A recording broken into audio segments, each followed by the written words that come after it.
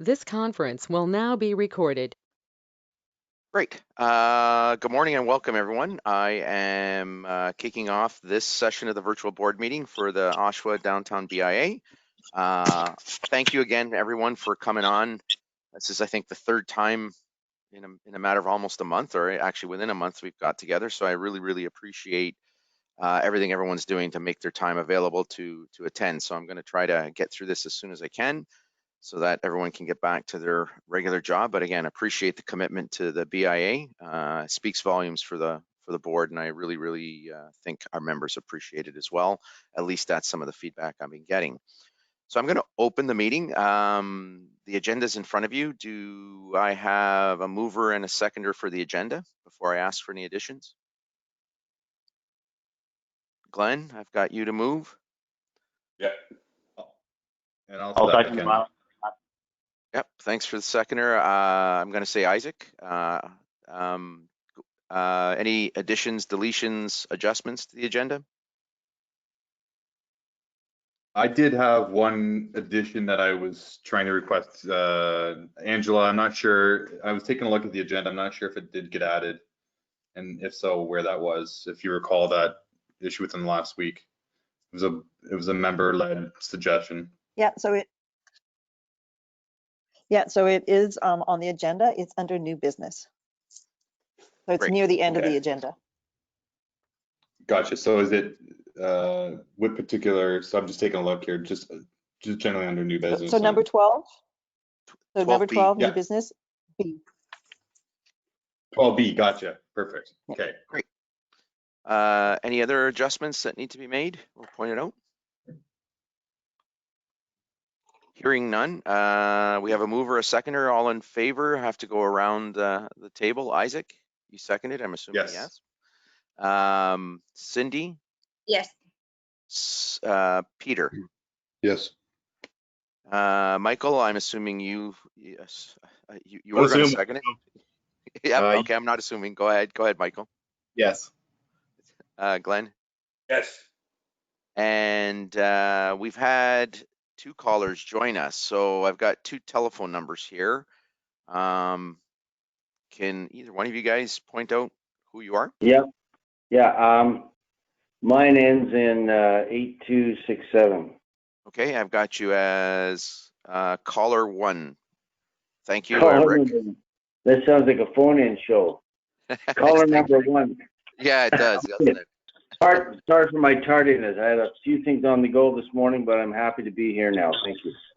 Sorry, maybe a little unfair to put you on the spot to vote, Rick. We're just going through the agenda and voting on the agenda. So unless you had any additions, deletions, are you in favor of the agenda? Absolutely. Thank you. Andrea, welcome. Thanks for joining us. We're just going through the items on the agenda and taking the vote on the agenda. Yes, good morning. I'm in favor. Thanks. Very good. Thank you.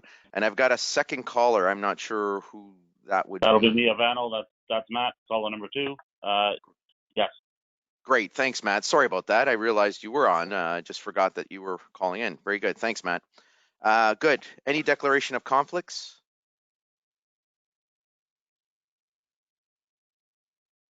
Hearing none. Approval of the minutes. The minutes are attached. Does anyone have any adjustments to those minutes?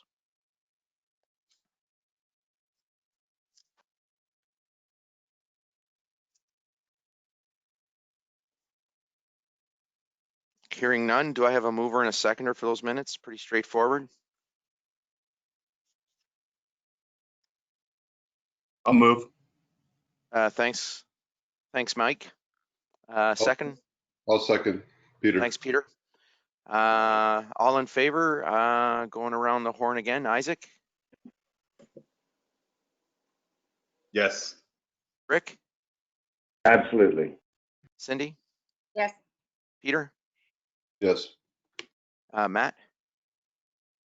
Yes. Michael? Yep. Andrea? Yes. And Glenn? Yes. Thank you very much. Report of the chair. I think I've circulated a bunch of items. We've had a busy month. Not notwithstanding all the changes and things that we've made, we've done well. Not a lot of feedback in general from the community. I mean, I think unofficially, some people have reached out and said, you know, good move to move forward, good move to adjust and carry on. We still have others who are still asking for information. We'll deal with that later on the agenda, and I'm asking them to be patient. Although some people are displaying some signs of impatience, while I can understand a little bit of that, I can't understand the extra zeal to really dig into numbers and things like that. But anyways, I think after this meeting, it should be fine. We have had meetings of the Mayor's Economic Recovery Task Force. Some new guidelines have been published for people on patios, which we've dealt with, and some people have already reached out to get some support there. Nice to see some restaurants looking to open up their patios, which is good to see people moving forward.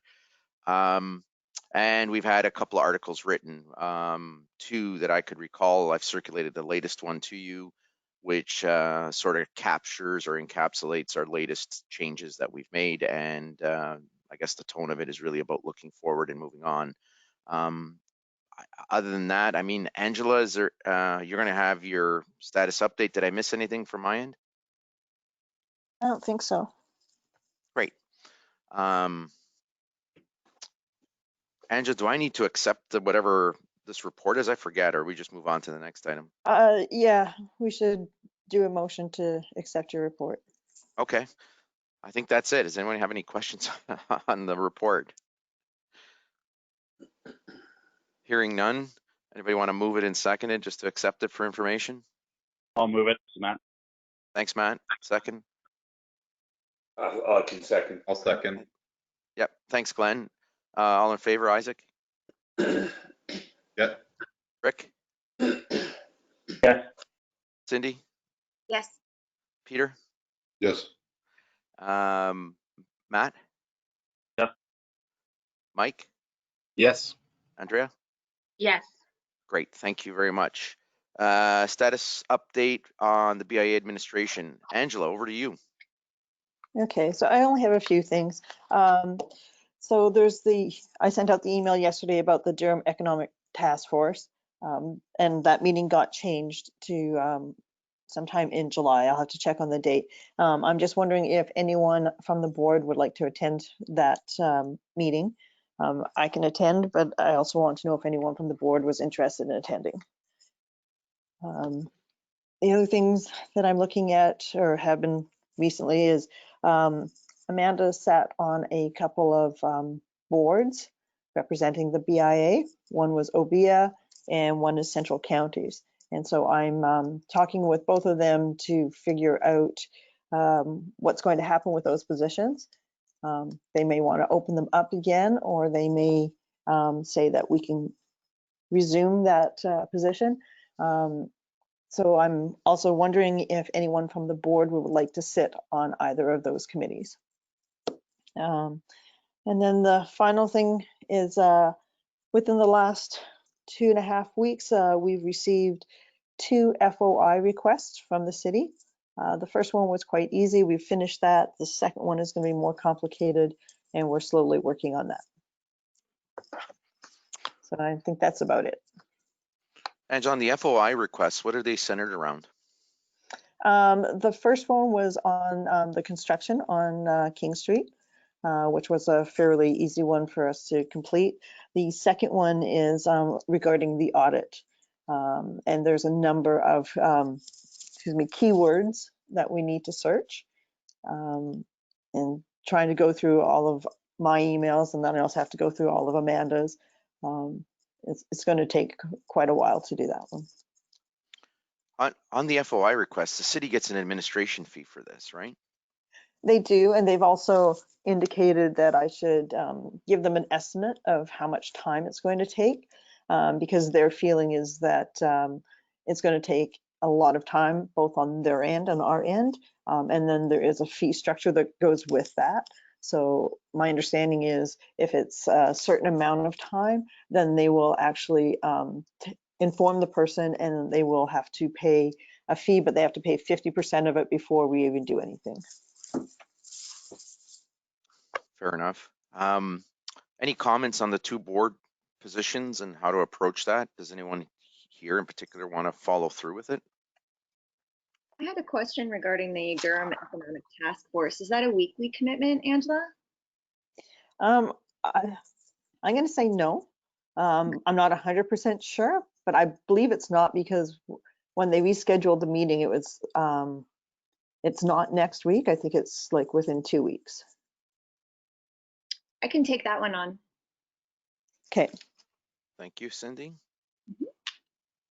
Anything else on the OBIA, or what was the other one, the Central Counties you said, Angela? Central Counties Tourism.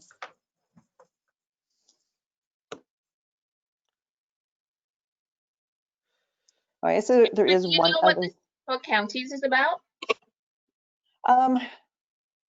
They're a lot based on tourism. And so we did actually, they have partnership grants as well that we've applied for, and we actually received for our events. And so that, yeah, so they're a lot on tourism, but trying to help the different areas. So it's Central County, so it's York, Headwater, Durham. So I'm not exactly sure what the time commitment would be for that. Okay. I can't see it be more than once a month. I mean, Andrea, do you think you want to take that one on? I'm not sure about the Central Counties, either one of them or the OBIA, but once Angela finds out what the protocol will be from them, then I can let you know. Great, thank Okay. you. Anybody else?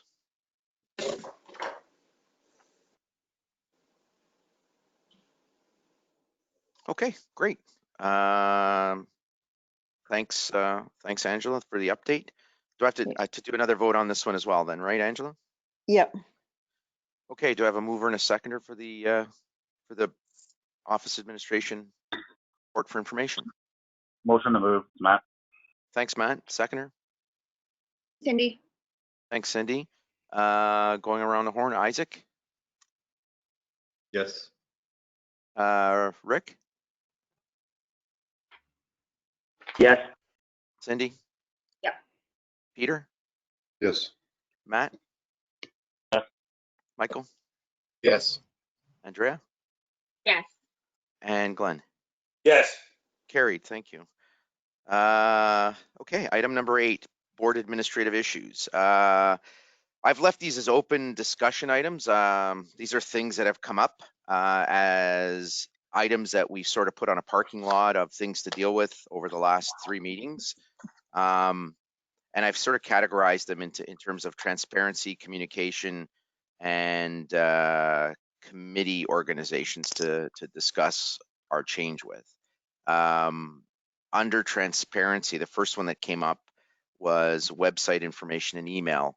Currently on our website, we have first name, last initial, and no email contact or phone contact, I guess, for that matter as well. We were pointing all requests through the BIA office administration, and anyone who was trying to get a hold of us, we were kind of pointing them back there, saying that if you wanted it to go to the board, that the administration will take it there.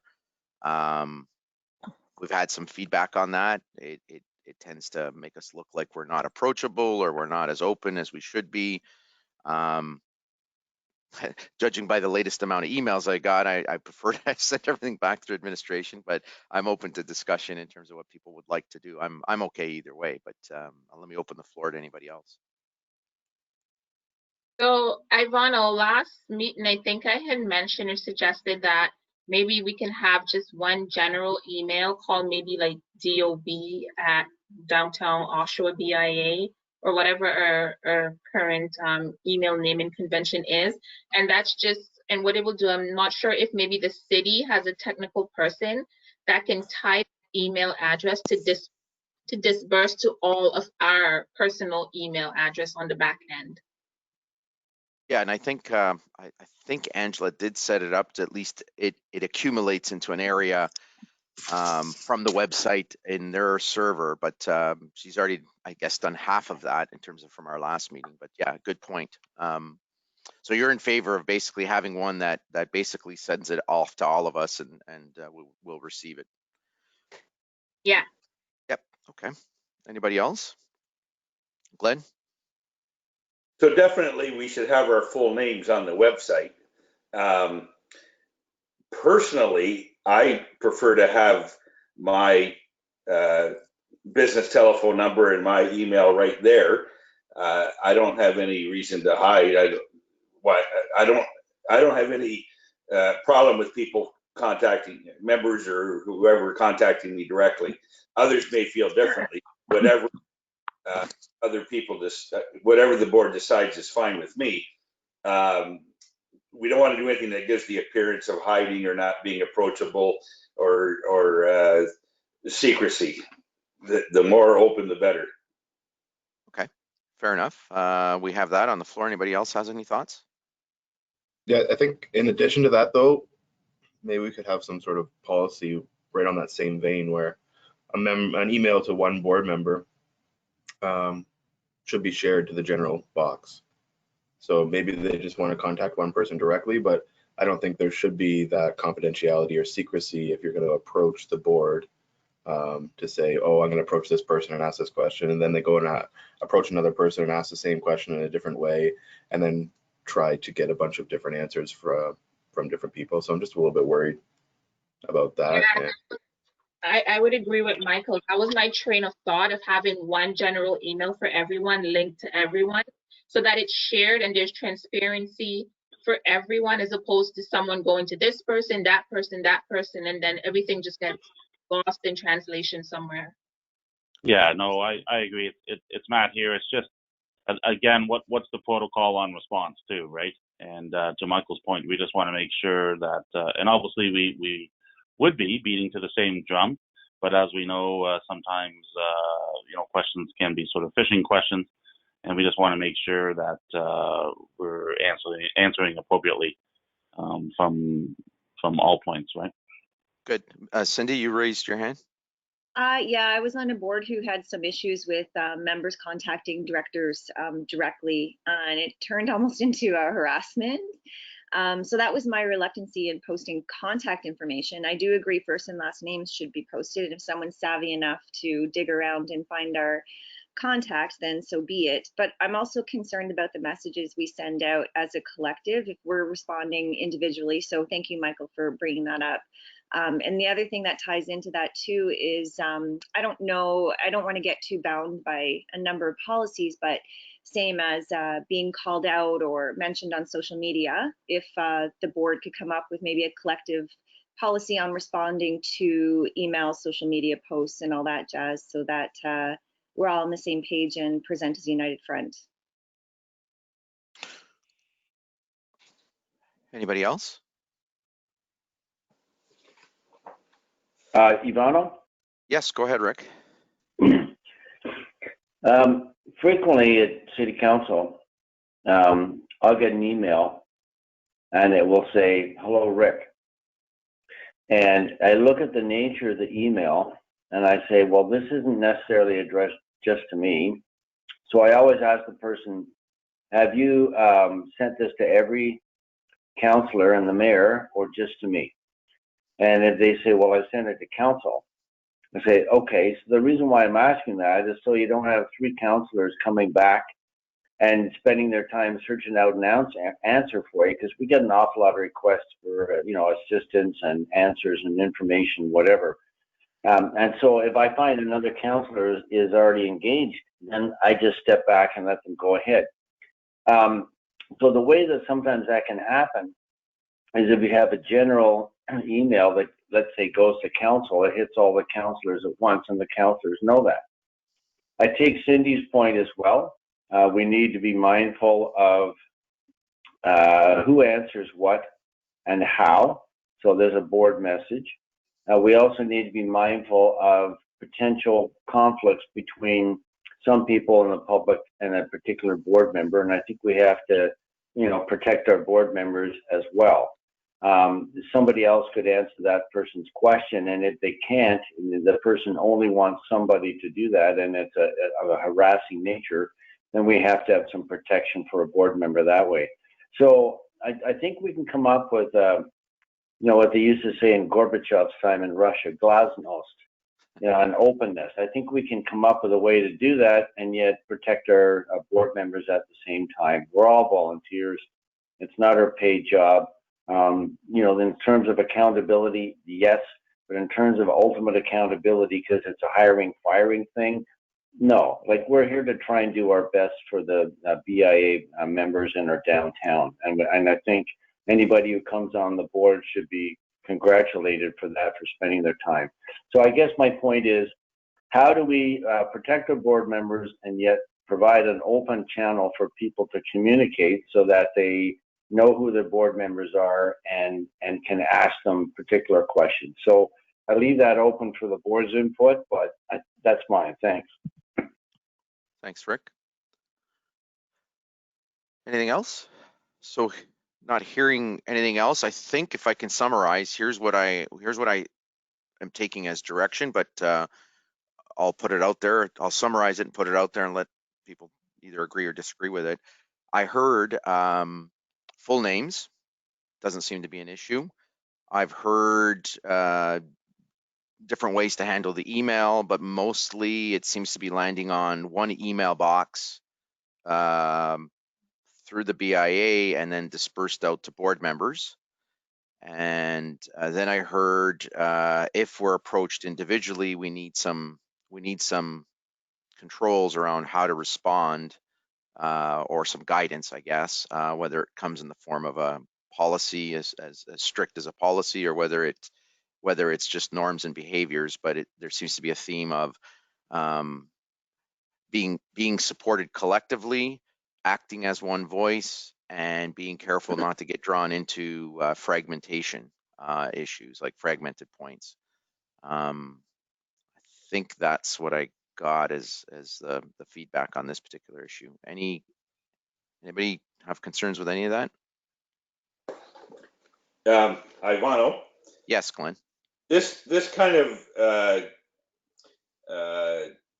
is taking us into B part, right? Member-facing communication. Almost, yeah. So I do like the idea of, now that everyone has talked about it, of having the one email that everybody gets an email. And are we going to I think we're going to discuss today having some type of a one person who, like an information person or a communications person, that would then, so that there's one united person speaking for the board. Is that something we're going to be discussing when we get into B? Like, this kind of carries over into B, I guess. Yeah, it's a good point, Glenn. I think you're right. Maybe just a little ahead of us for the time being. I do want to get to that. We did say in our letter we'd strike a communication committee to kind of deal with that theme. That is the objective, I think. So if you can hang on to that point, we'll get to that, I think, in B, as you said. So yes, I'm in agreement with the emails. I don't know how it would set up where the email gets distributed to everybody. Everybody gets a copy of any email that a member sends to one board member. Great. Michael, I'm going to sort of punt over the guidelines over to governance. Not a huge issue. I'm not too concerned if people want to follow up on small issues directly if they get an email.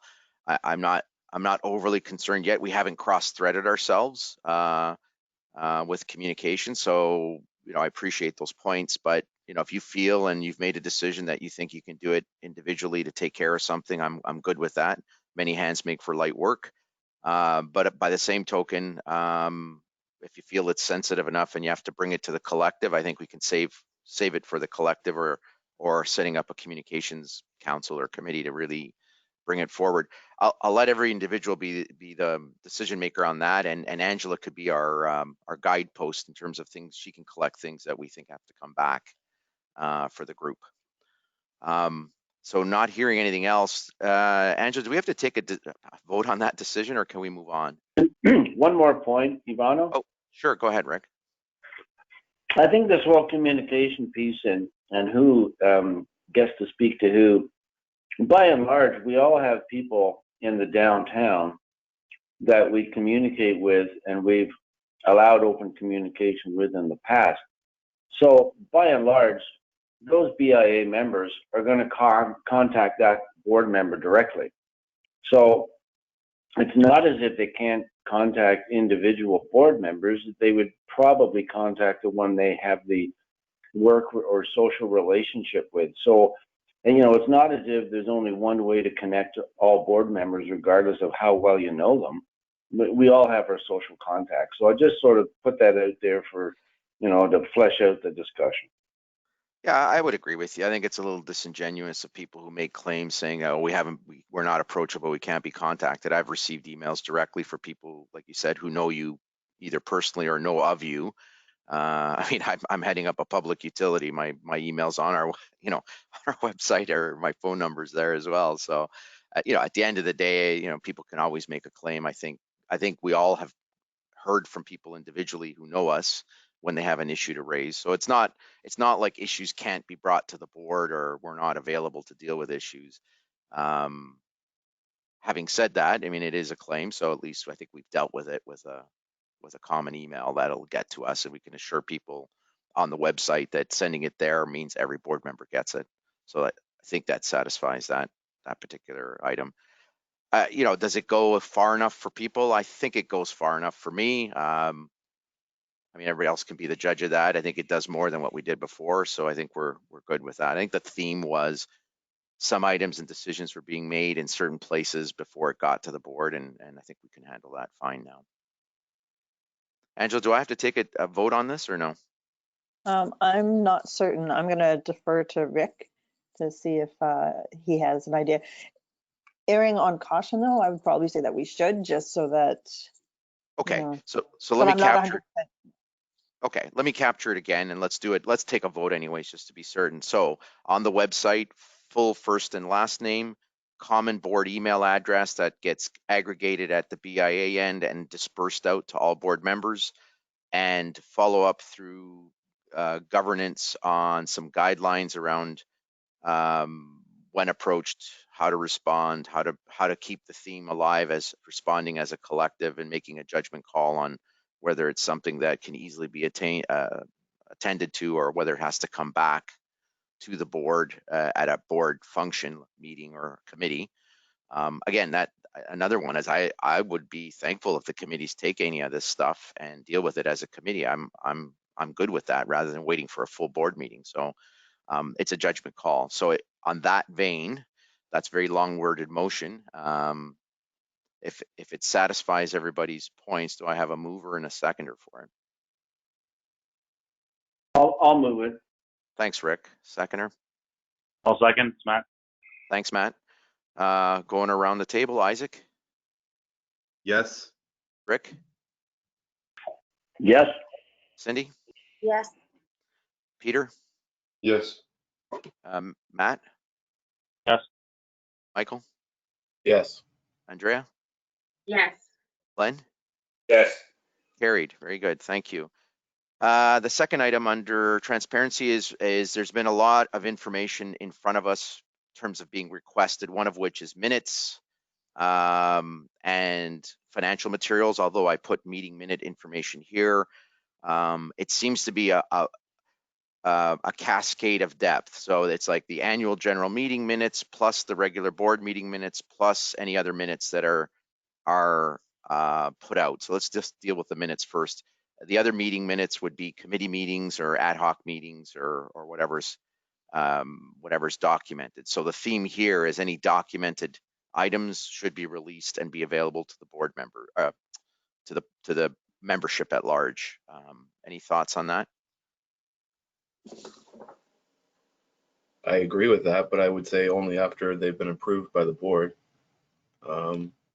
The reason we do a vote and to approve the meetings at the last minutes is to catch any inconsistencies or anything that's incorrect. So I don't really want to go posting information that hasn't been vetted for its accuracy before being sent out. And that's kind of the process we have in place. So I would prefer that those meeting minutes of the board get published on the website after approval at the next board meeting. I kind of like our policy right now where we're meeting online and we're having that recorded and putting those recordings up on the website, so that's there for people. But that would be my only concern about doing that right away. And I think the more we can get on our website, the more it frees up our administrative team as well, because Angela, is one person, and we've got, 35 hours a week to manage and make sure that she's putting that time in the place that best serves our membership. And that's kind of our end goal, is how do we best serve our membership? So yeah, transparency is incredibly important, but we've just been reduced to a one staff person team, and answering a lot of requests right away is going to have to be managed amongst the reality of our capacity. So Great. just thoughts. Okay. Anybody else? It's Peter. I totally concur with Michael there. You would never publish minutes prior to approval. Okay. Yeah. Any other thoughts?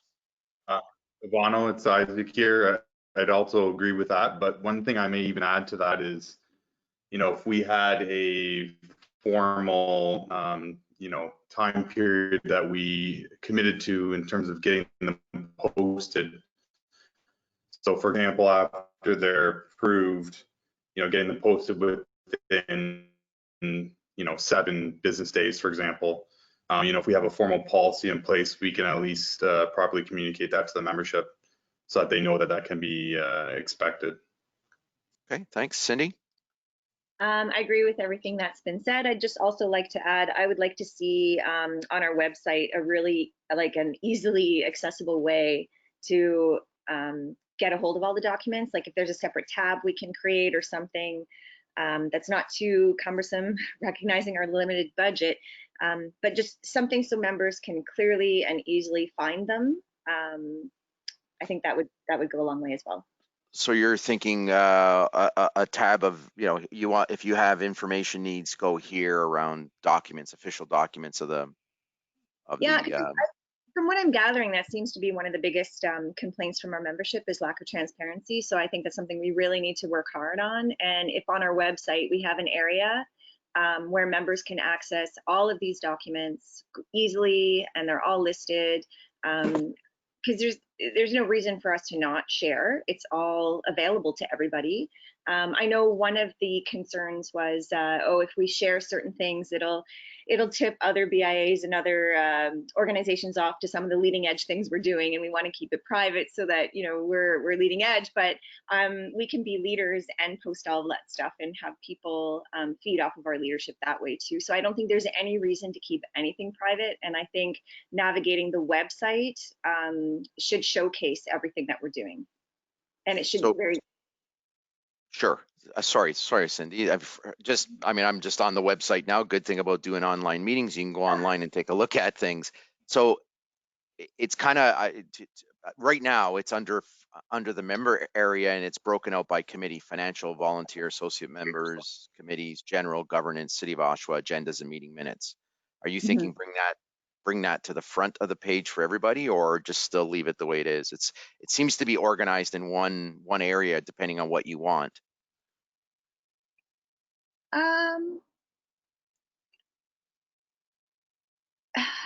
I think the budget section, we should have that seems to be the crux of everybody's issues.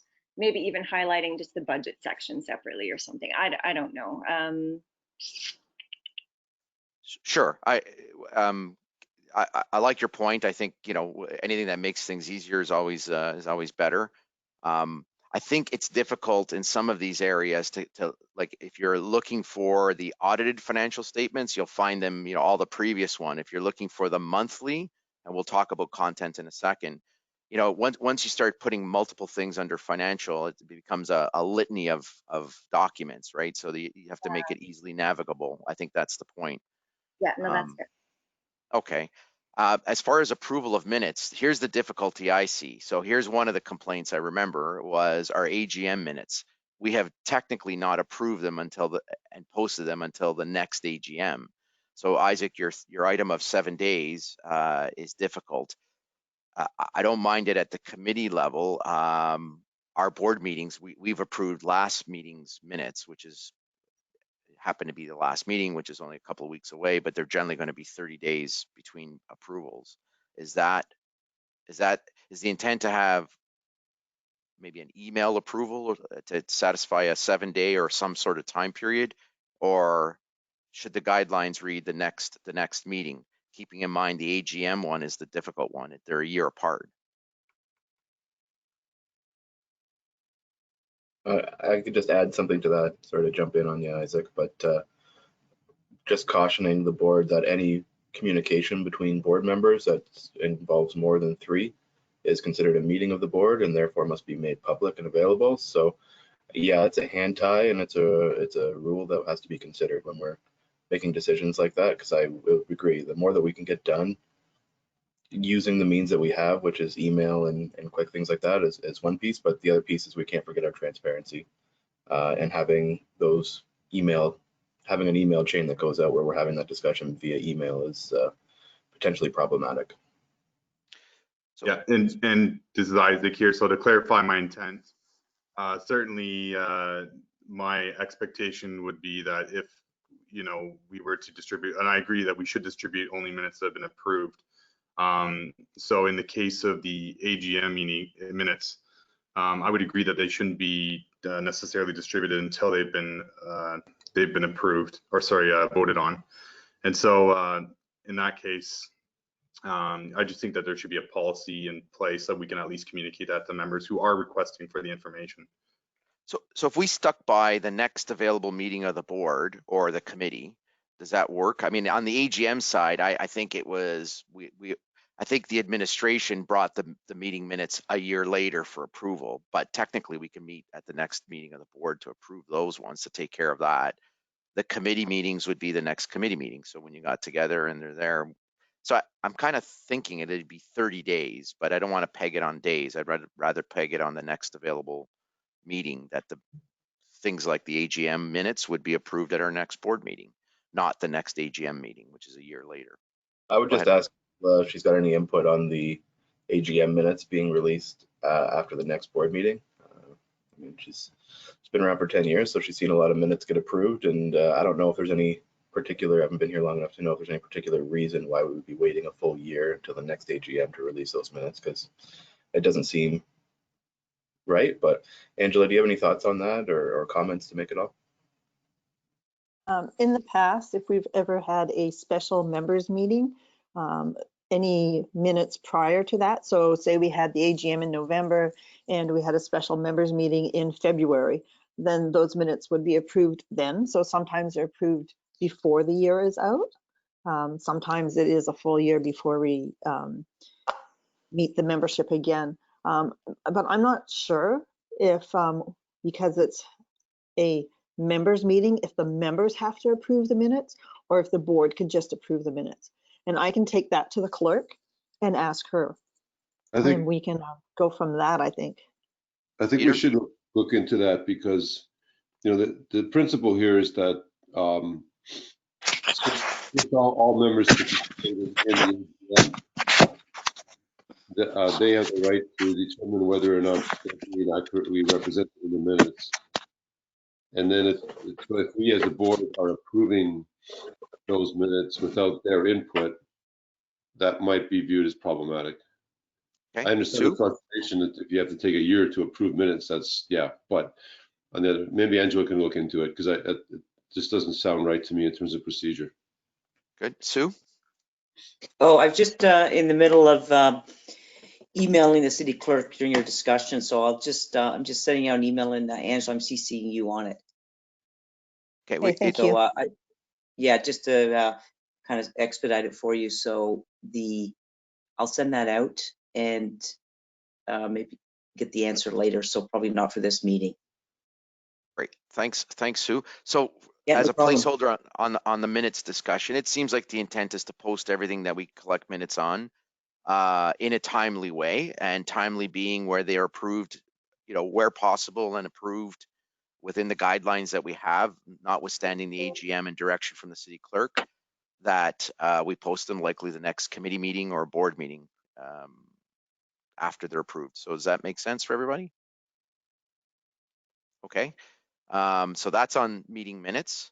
If that's clear, let's go around the table real quick. Let's get a motion and a second, or just on the minutes. We'll talk about finances. Ivano, I don't think you need a motion for all of these. I just think if it's like the website, it was clear direction that you guys wanted an email. But for the minutes, we've already started putting them on the website, so I Okay. don't think it requires a motion. Perfect. So we're good there. Now we'll just have to draft the guidelines. Michael, if you take that lead around the guidelines, that'll be perfect. On the financials, let's talk about that. So there's a request to have right now what we post. Angela, can you tell us what we post right now? Right now, it's just the, we're posting the agendas and then the approved minutes. And we've just started because we haven't had really any committee meetings. We'll be posting all the committee meeting agendas and minutes. No, on the finances, what do we post? Just the approved audits, right? Yes, so it's just the approved audits. And that's historically, but we're also posting we've posted the revised budget from the last meeting under 2020s. That's, I'm not sure. yeah, I'm on the So- website. Sorry, I should have just basically said that. Yeah. The COVID budget posted around. Right. So that's what's there now. What's being asked for is the monthly approved financials, as well as a line-by-line copy of the GL. I guess I'm going to call it the GL unless somebody else wants to call it something else. It's just basically all the line entries that show up as expenses and revenues. How do people feel about that? I'm just going to chime in before anyone else does, because of the Sure. conversation I had with the city clerk yesterday. Okay. The GL, as it stands right now, would need MFIPA request because there is private information on that in regards to staff. But the financials, she indicated, would not be a problem to be up there, like the financial statements that the board gets each month. Okay. If the names were redacted, are you saying we could post it, or is she saying we can't because it goes through, it's possible people can get access through MFIPA, which means we don't post it? Yeah, at this point, she's saying that we don't give anything out until they've finished the review with the city, and then they will tell us whether or not we should be posting those. Okay. That So I complicates have an things. input here. Sure, go ahead, Rick. Thank you. I've been hearing from a couple of members, one in particular on this, Daryl Sherman. And it should be an interesting reply from the city to Daryl, because Daryl always contends that in the previous times of the BIA, all of this information was always available monthly. If you look on the city's agendas for the finance committee, monthly there is a general ledger. In other words, the checks basically that the city has written that month and the amounts and to whom. So that's why I think there needs to be some ultimate clarity on the difference between how maybe the city conducts business, how a private enterprise conducts businesses, and who is entitled to see their financials, and how an organization like the BIA does or ought to conduct business. And I'm not sure we have the 100% answer on that right now.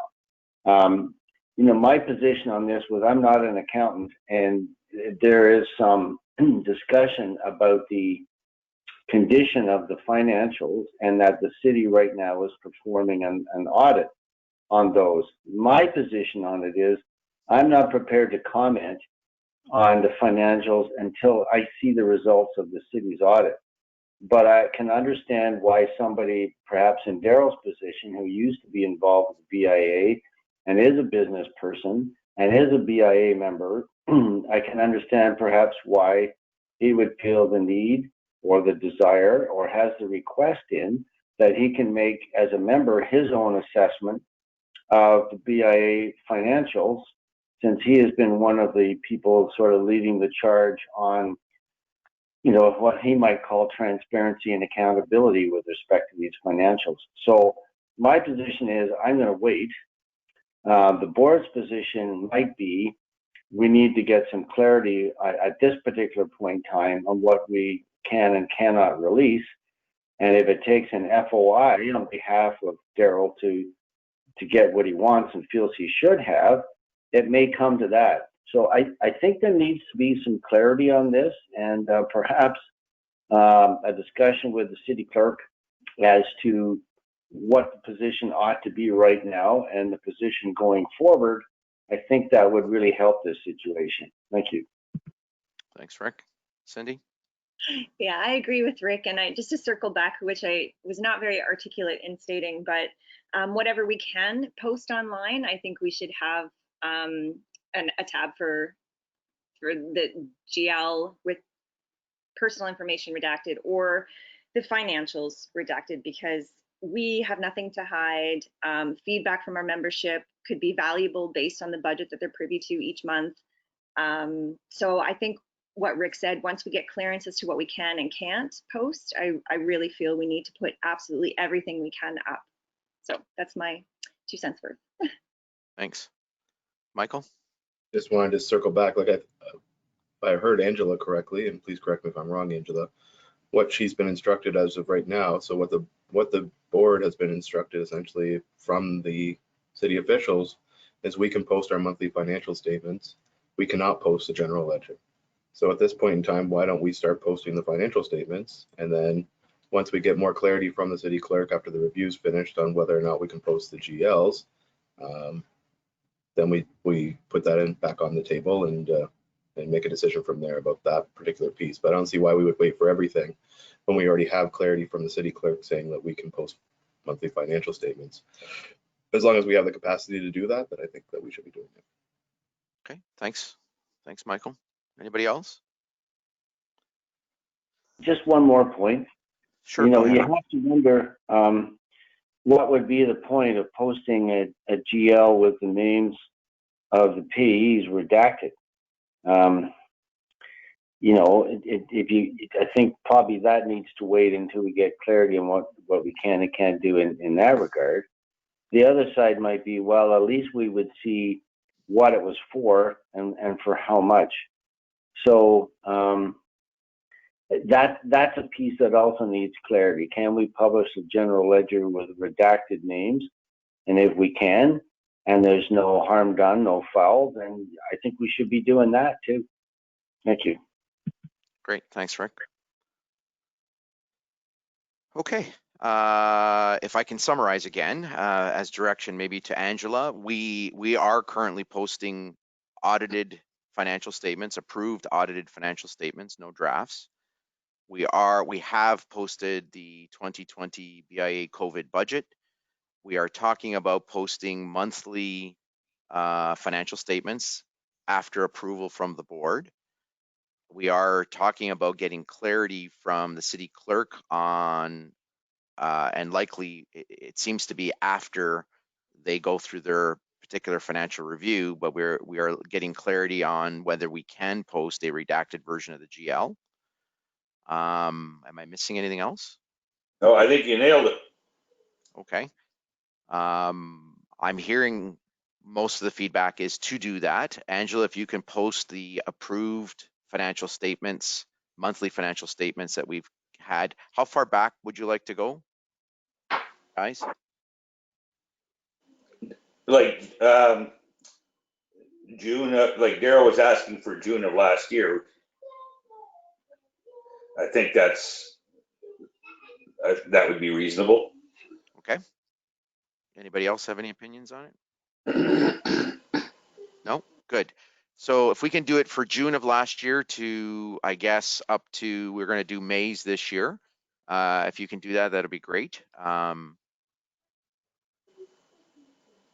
We don't need a vote for that. So we talked about the meeting minutes that are already there, and the financials. Anything else that I'm missing around posting information? Go ahead, Michael. Just wanted to, again, just consult Angela on what she thinks a reasonable timeline, given her current capacity, would be to get those financials and post them. So we can set members' expectations, and I don't want to, again, I think we've got to be mindful of what we're asking of our one-person team here to be respectful of her. So Angela, if you want to weigh in on that either now, or if you want to email us after, if you don't want to put it on the public forum, that's no problem. But I think we have to be mindful that yes, the board's directing that, but we're not saying that it has to be done by tomorrow. And if there's going to be some time to get that posted, then let's just be mindful of that. And I want to comment on that. Angela? I think if we say by like a week from today, given the holiday next week, that should be sufficient time. I'm hoping it'll be sooner, but if we do say, you know, a week from today, they'll definitely be up. Great, good. Thanks everybody on that one. The last one was about, this one came out as a result, Cindy and I, when we met the city clerk and the finance people that went to collect our records at the office, it came up around, why don't you send your materials to the city clerk and she can post it through council and make it available. I think in that discussion, I was under the erroneous impression that, oh, they got it anyways through Sue, Kyle, and or Rick's presence. The answer was no, it's not official until you send it to the city clerk. So we thought, hey, good idea. So we're throwing it out there, at least I am anyways. I don't know if Cindy wants to chime in, and so we're really talking about the agenda and the minutes for each of our meetings so that the city council has it as an official record. Cindy, did I capture that? Yeah, and I think literally it's just CCing the clerk on our board materials as a board member, as if they were a board member. They would receive the same package we do. So it's quite straightforward, I believe. Does anybody else want to chime in on that? What are your thoughts?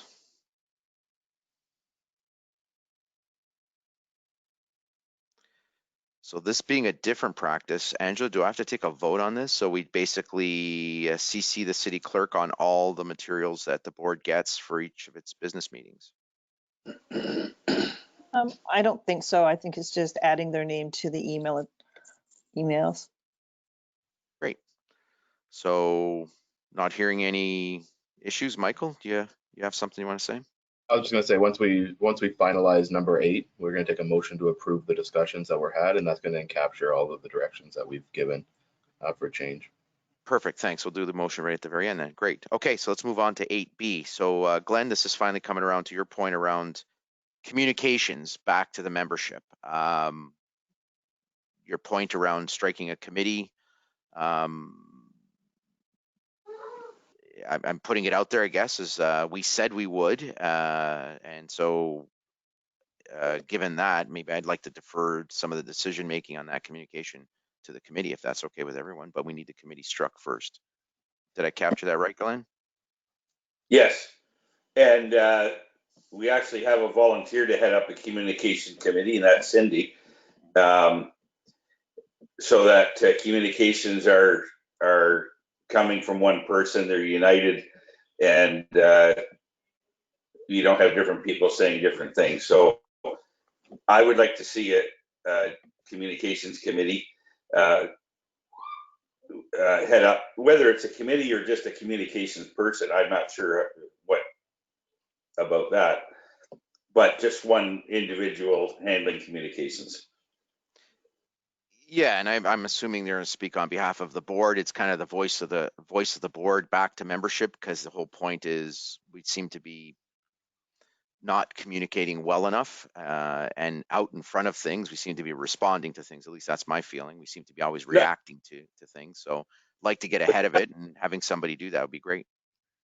Not just membership, but just in public, you know, whether it's the press or putting out a release or whatever.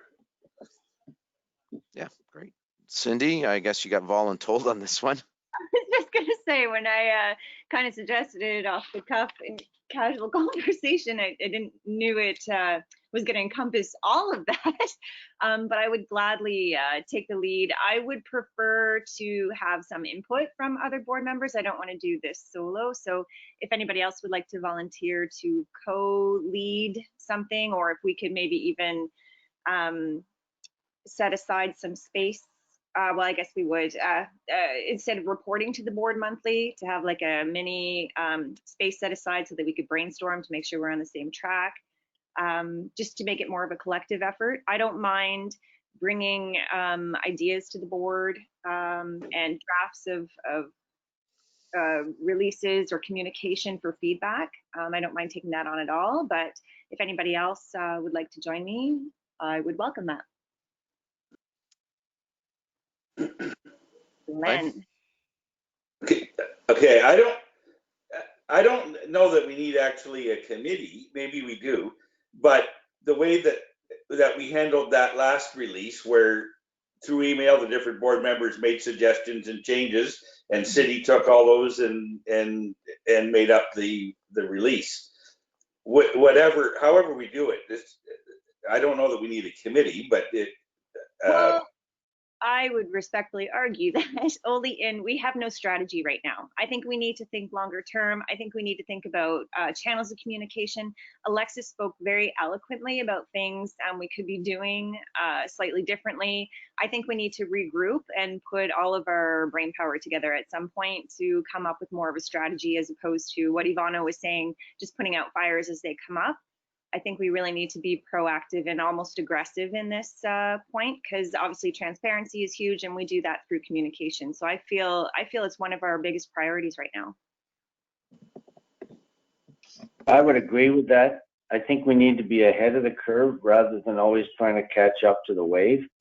And in the last couple of months, it just seems like the way the newspaper articles went and the Facebook posts went, it just seemed like we were always several steps behind. And when you're in that position, what's that old Neil Young song, right? The needle and the damage done.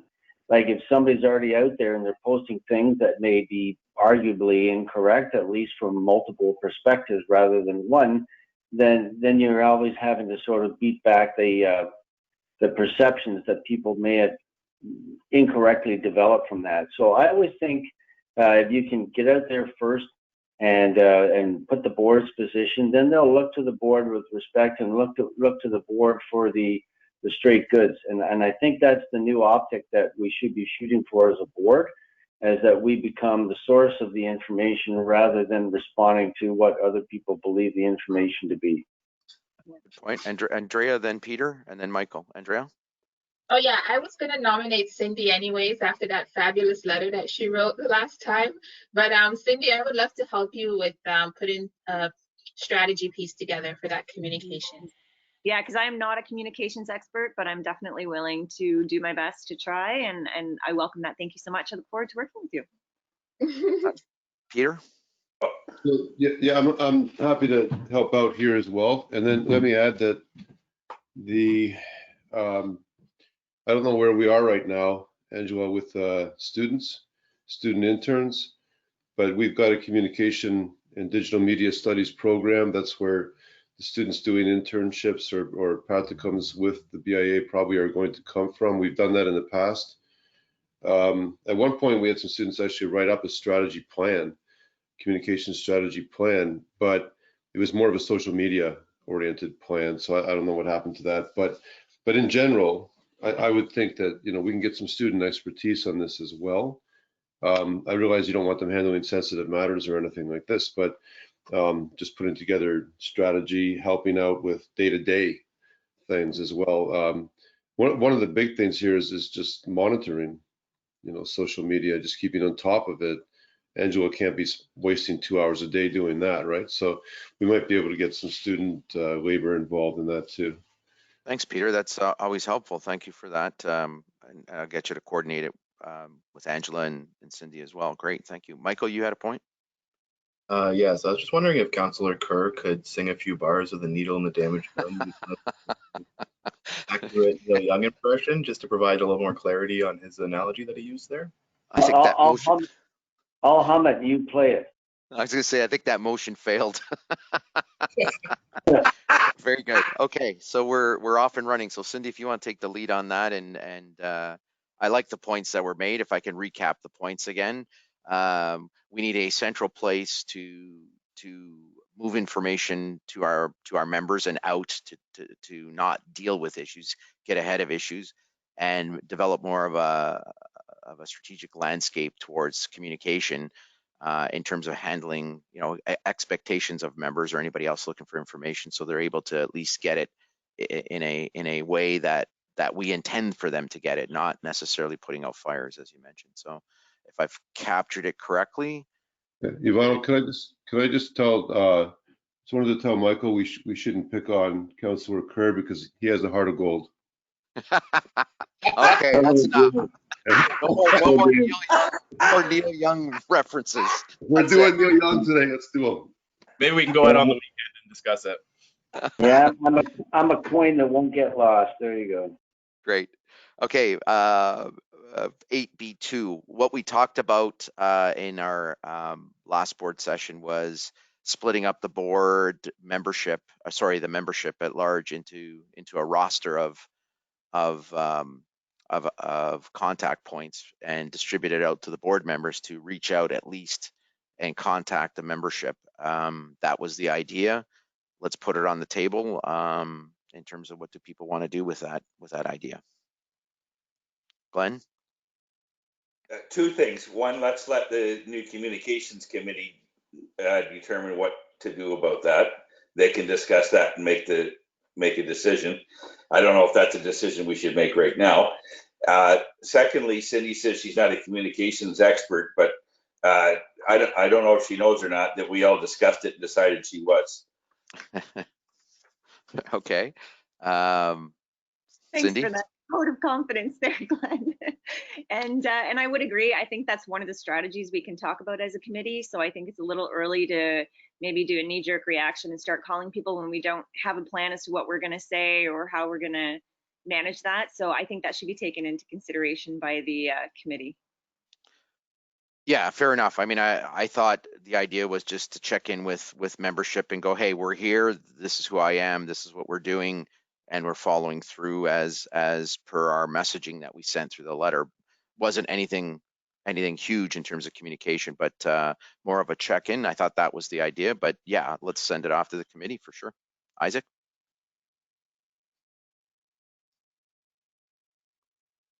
Oh, sorry, Isaac, you're off mute. Did you want to say something?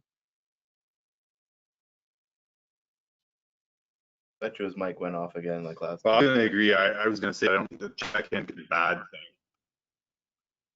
thing. Can you hear me now? Yep. Hello? Yes, I can hear you. Hello? Yep, Isaac, we can hear you, but I guess you can't hear us. Okay. Okay. That being the case, 8B is done. The last item is to follow up with, it's a bit of that follow on with the organizations that we had open positions with. But we have a relationship with these people that we have to at least get somebody to call them and explain what's gone on. And it could be anybody, it could be Angela, it could be any of us. So the people I've listed here were the critical ones that I knew of, and it's simply just a phone call to explain what's gone on and keep them in the loop since we're in constant contact with them on a regular basis, or Amanda was. So the first one being Obia and Kay Matthews.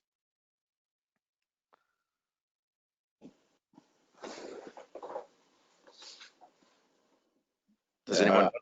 Relationship with her, but I don't mind. Okay, contact. Michael, do you want to explain to her again? And this is a simple, bringing you up to date. We're still involved. We're still here as a BIA. We're still moving forward, and and again, we appreciate what they do. So if you want to give Kay a call, that'd be great. Thank you. Invest Durham would be Simon Gill. We were on committees there.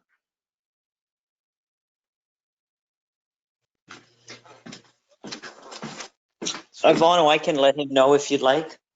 If you don't mind, that'd be great. And maybe it's a bit of a segue to introduce them to Cindy as their contact replacement for that Durham Economic Task Force, because it's through that Invest Durham group that manages that. That's right. All right, I will reach out to Simon. Angela, do you want to talk about TD Bank and the signing authority issue that you found? Sure. So right now we have, generally it's supposed to be any two of the four that were listed as signing authorities. That got changed when we got the bank card to any one. I've instructed the bank to change that back to any two, and have also asked them to remove Amanda and Nancy off as signing authorities. So we'll need to get, hopefully, another person as a signing authority. So we need at least one more person, if not two. So that's basically it, is that, you know, we've got just, the letter is already in process. I have the papers in my office to get everyone to sign so that we can get that underway. If I'm Ivano, can I make a quick point here? Okay, go ahead, Rick, then Michael. I've worked with other boards, theater companies and so forth in the past.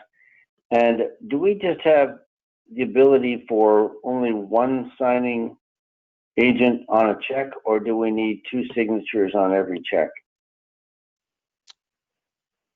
On checks, we need two.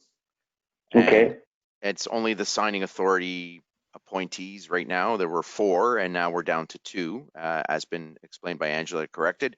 But we do have, there's a bit of a gap that we found with the one signing authority. I think if I got it correct, Angela, in terms of payments for things like the credit card or anything else that's been authorized to be used. Have I got that correct, Angela? But yeah, we received the bank card so that we could pay the Visa through internet banking. But I think what we didn't realize at that point when that was issued to us was that it then became only one signing authority. And so when I was talking to the bank last week, or earlier this week, I instructed them that it has to be 2.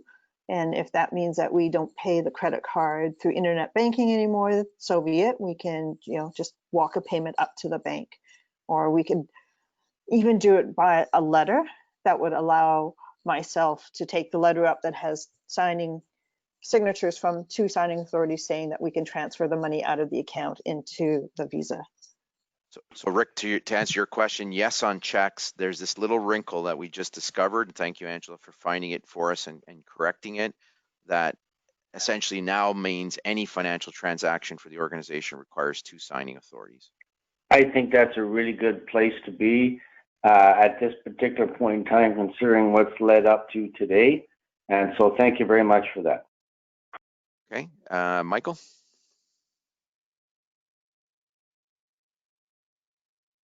I have forgotten my point, so it couldn't have been that important. Okay. Oh, I think what I was going to say, sorry, was that the traditionally our rule was that to have signing authority, it's the chair of the finance and then one other executive member that can hold it. Is that right? Right now it's myself and Glenn. It used to be Nancy and the ED as well. So we probably could use another signing authority on there. Otherwise, Glenn and I are going to be involved in everything. It's always nice to have a 3rd or a 4th. 4 would be nice. That way, anybody's. Ivana, who's our treasurer right now? I'm the interim. I didn't think it was fair to ask anybody to step in given our current situation. My approach was to clear audit and then get this other stuff behind us, post everything we needed to post, and then get the treasurer on board. So that could be the 3rd. Okay, I think that's a wise course of action, to get the audit cleared first, and then the person coming into the treasurer position would be starting with a clean slate, as it were.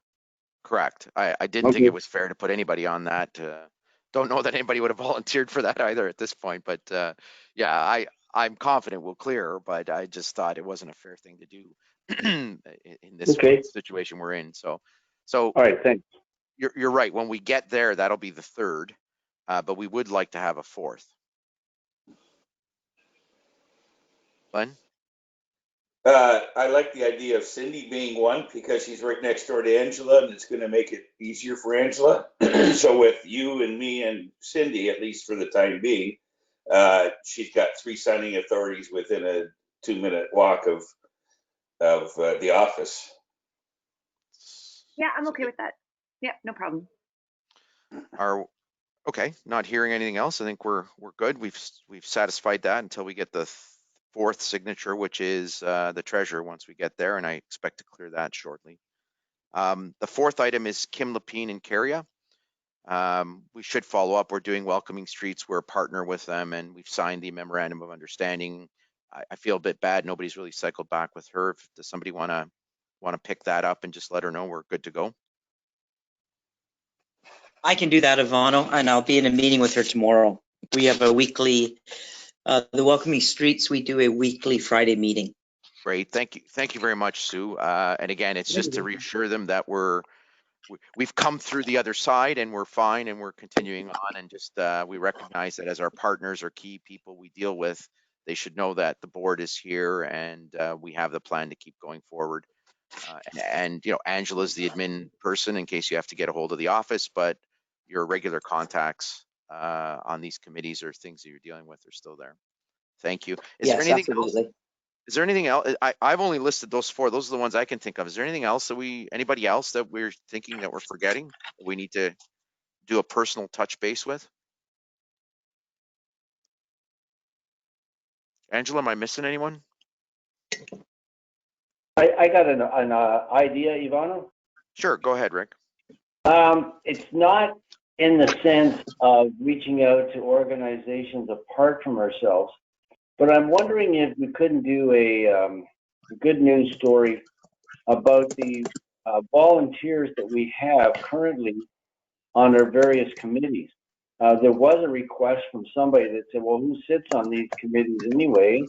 So I'm just wondering if, with the approval of the board and the people who sit on the various committees, you know, we could say, well, here's the chair, and these are the people from the community that volunteered their time on these various committees. I heard one thing out there that they thought the board was trying to do everything and there's not enough of them to go around, and that's not accurate. We have a lot of people that are helping us up various committees. So I'm wondering how we can make this a good news story and whether that's a thing that we can move forward at this time. Okay, good idea, Rick. Sorry, Glenn. So let's let the new communications committee take that suggestion and do what they want with it. Cindy, over to you. Glenn's giving you lots of work. I'm not sure what I signed up for, but we'll put it in there with the mix for sure. Yeah. And it's a good idea. It's a good idea, I think, because the only problem is you brush up against people who don't want to be known, but that's fine. You can leave them off the list. But it certainly speaks to that gap where people are going, hey, we used to run this thing on a shoestring budget with 100 volunteers, right?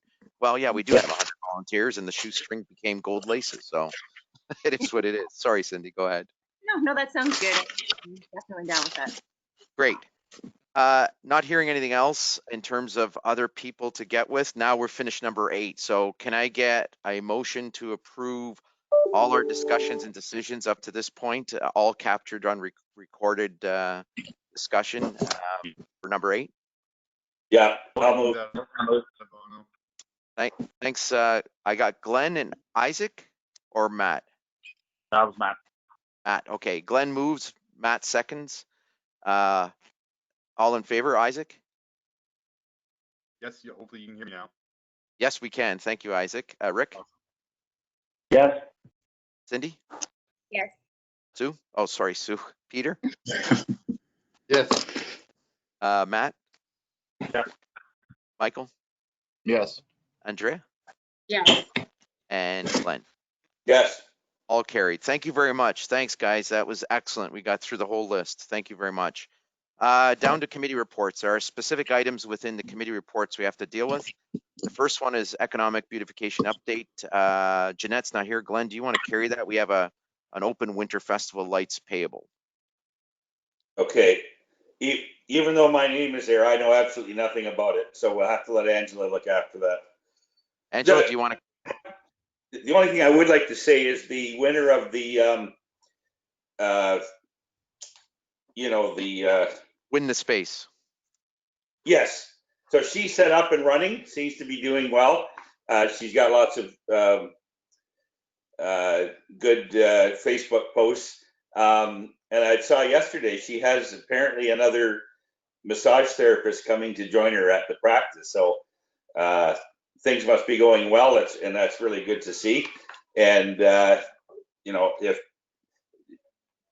if that turns out successful, which it appears to be, you know, it would certainly be nice to do another one, whether it's this year or next year or whatever.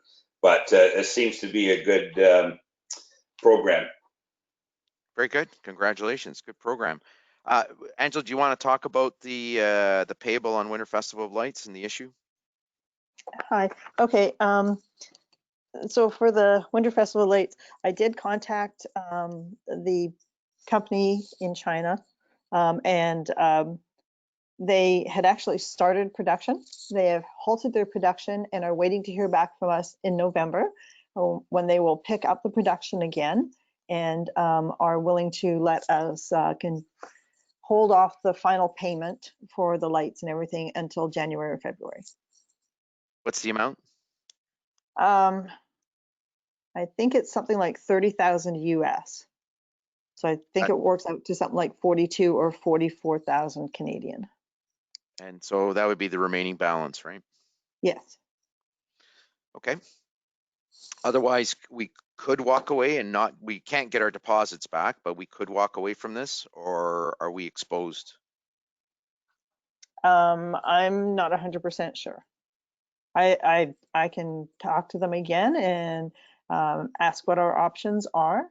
That was the only option that I actually asked him about, but I can, I did ask if everything was, what was custom and what was not, because if things were custom, and we decided to try to take those only, but apparently everything is custom made.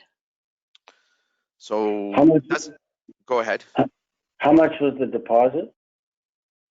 I believe it was something like 37 or 32,000. I'm not sure off the top of my head. That's the deposit, and we still owe another 44 on top? Yes. Okay, thank you. Now we did. Sorry, Glenn, I put you on the spot. I know Jeanette's the lead on the beautification side. The idea here, I think, if we can go back several meetings, we were talking about a multi-year phased plan around a Christmas display or a festive display, and mostly centered around lights, and starting in Memorial Park and then moving up into different areas throughout the city and our public spaces, you know, as a program. The program looked reasonable. The approach was this would be year one of a multi-year, and this was the start of it. It doesn't look like this year's going to happen, but it looks like we've gone down a path that we can't back out of, but we can certainly step off of.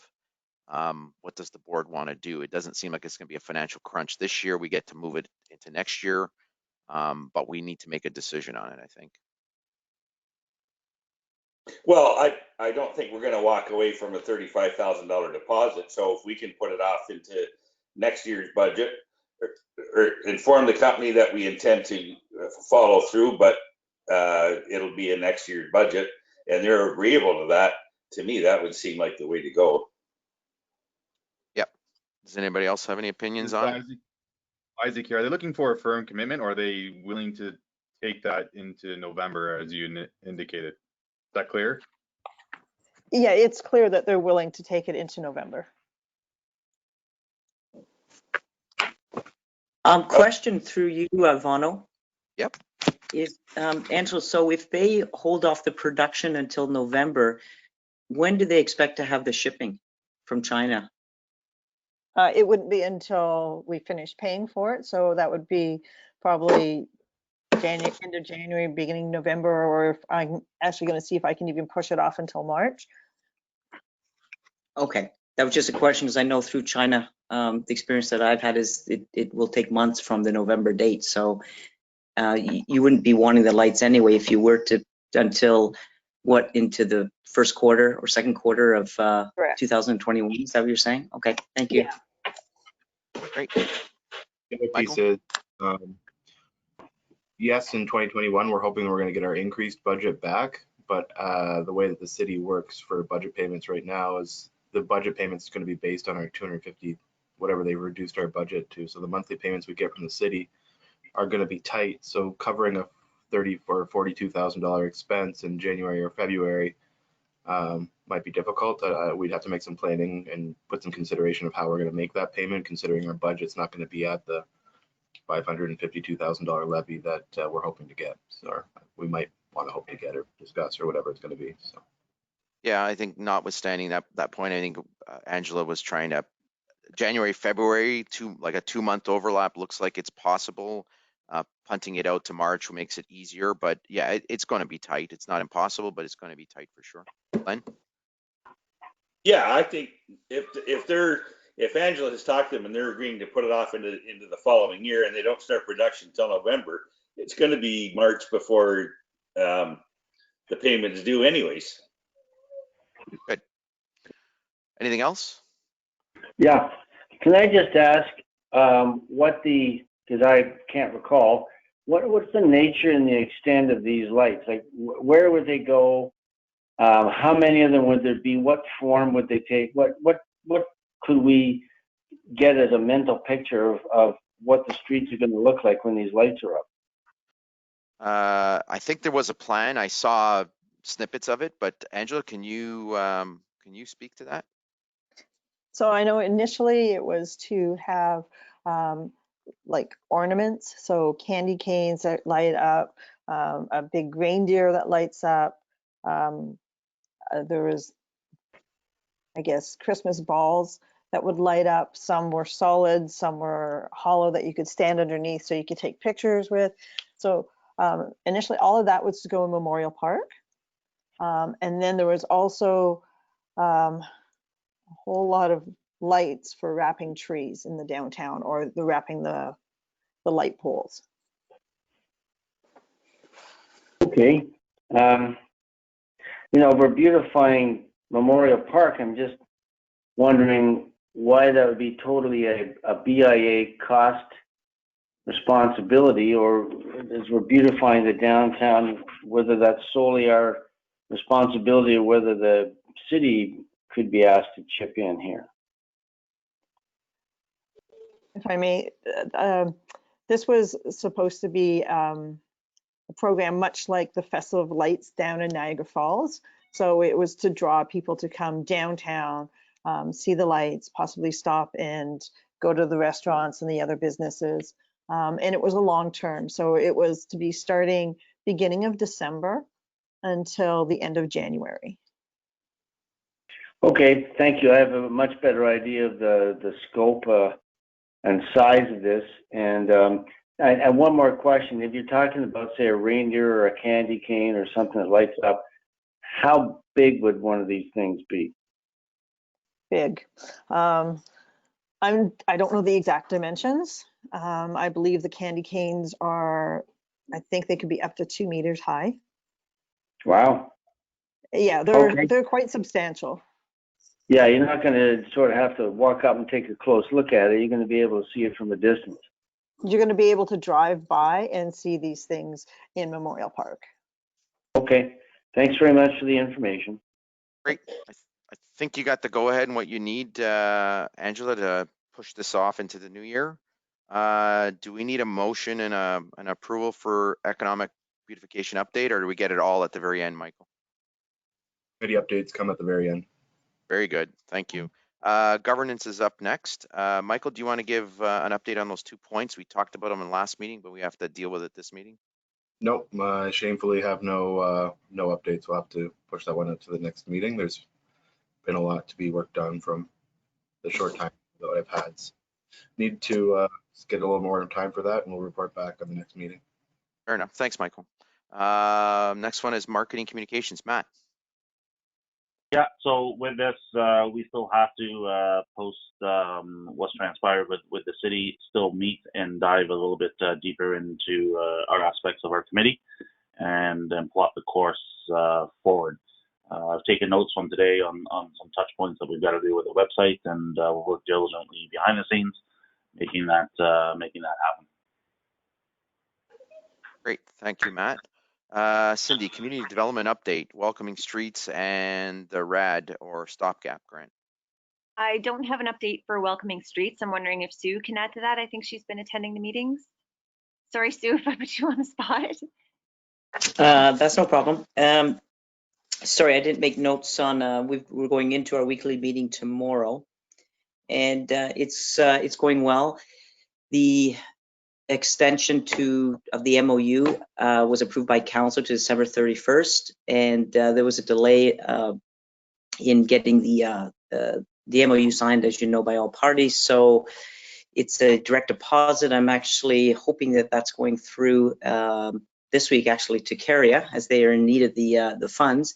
The program is going well, as you can well imagine. They've had a really tough few months with COVID-19, and they've really upped their game, spending more time on the streets, also providing a lot more support far as from masks, gloves, food, things like that. So they've really been challenged. From council, as you know, from the last council meeting, and Councillor Kerr could also speak to this, is that the council approved more security in downtown, which has been needed. So that will also help. And what else do I have for Welcoming Streets? I think that's about it. There's been some issues with property that Welcoming Streets has alerted us to, and then we worked through with MLES and private property owners. The one actually really good news on Welcoming Streets is that the director, Kim Lapine, was able to secure a really nice grant. So she will actually have more people as additional staff, and one for Indigenous on the team. So there'll be more presence downtown. Okay, so I think that's about it. Thank you. Thanks, Sue. And the other piece was the ramps for downtown. So Angela has been working away diligently with the student to get that organized. I haven't been as involved as I would like to be, and part of my reservation is Kyle had flagged some concerns about the city wanting to move forward with it, but Angela had mentioned they do have a representation or representative from the Accessibility Committee in Oshawa that they have been dealing with. So I'm still not 100% clear with the city's point of view on the ramps. So I'm a little reluctant, and I've reached out to Kyle a few times. I will keep at him because I'm just leery until we get the confirmation from him that the city is supportive of it. Thank you, Cindy. Yeah. Yep. Cindy, I'll follow up on that. Okay, thanks, Sue. Just a quick question, Cindy, on the Welcoming Streets, and I know Haley's been working on it as well, and has sort of given updates, you know, at least to me in terms of the meetings and what's going on. And the only question I raise is, at what point should we be communicating to businesses? Because, you know, I mean, I'm downtown. I'm looking at, you know, I got a front row seat. I got floor seats and watching the game outside my window at the park. And I can't help but think everybody's feeling this who's downtown in terms of the number and volume of people. The volume's gone up, and I think our businesses are feeling that pressure or that experience.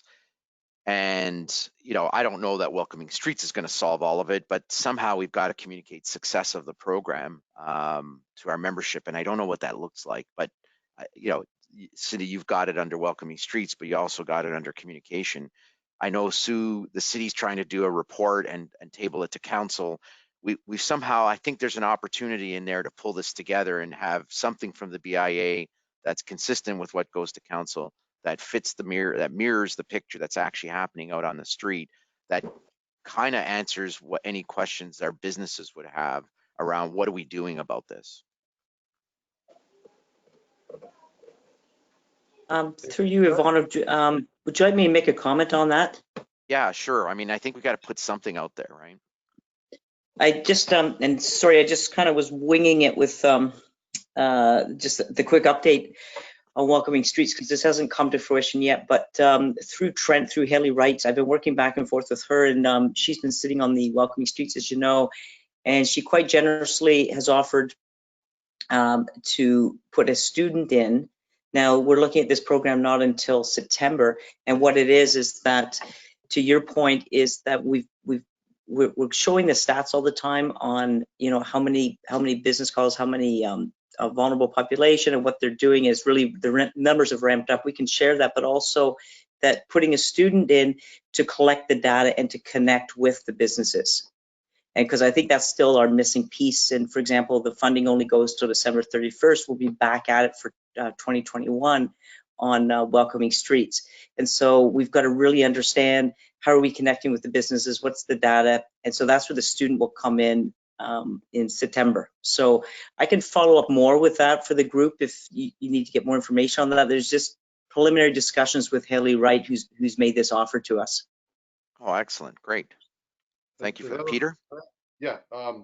So two things. One was Sue, you mentioned a new grant was received, and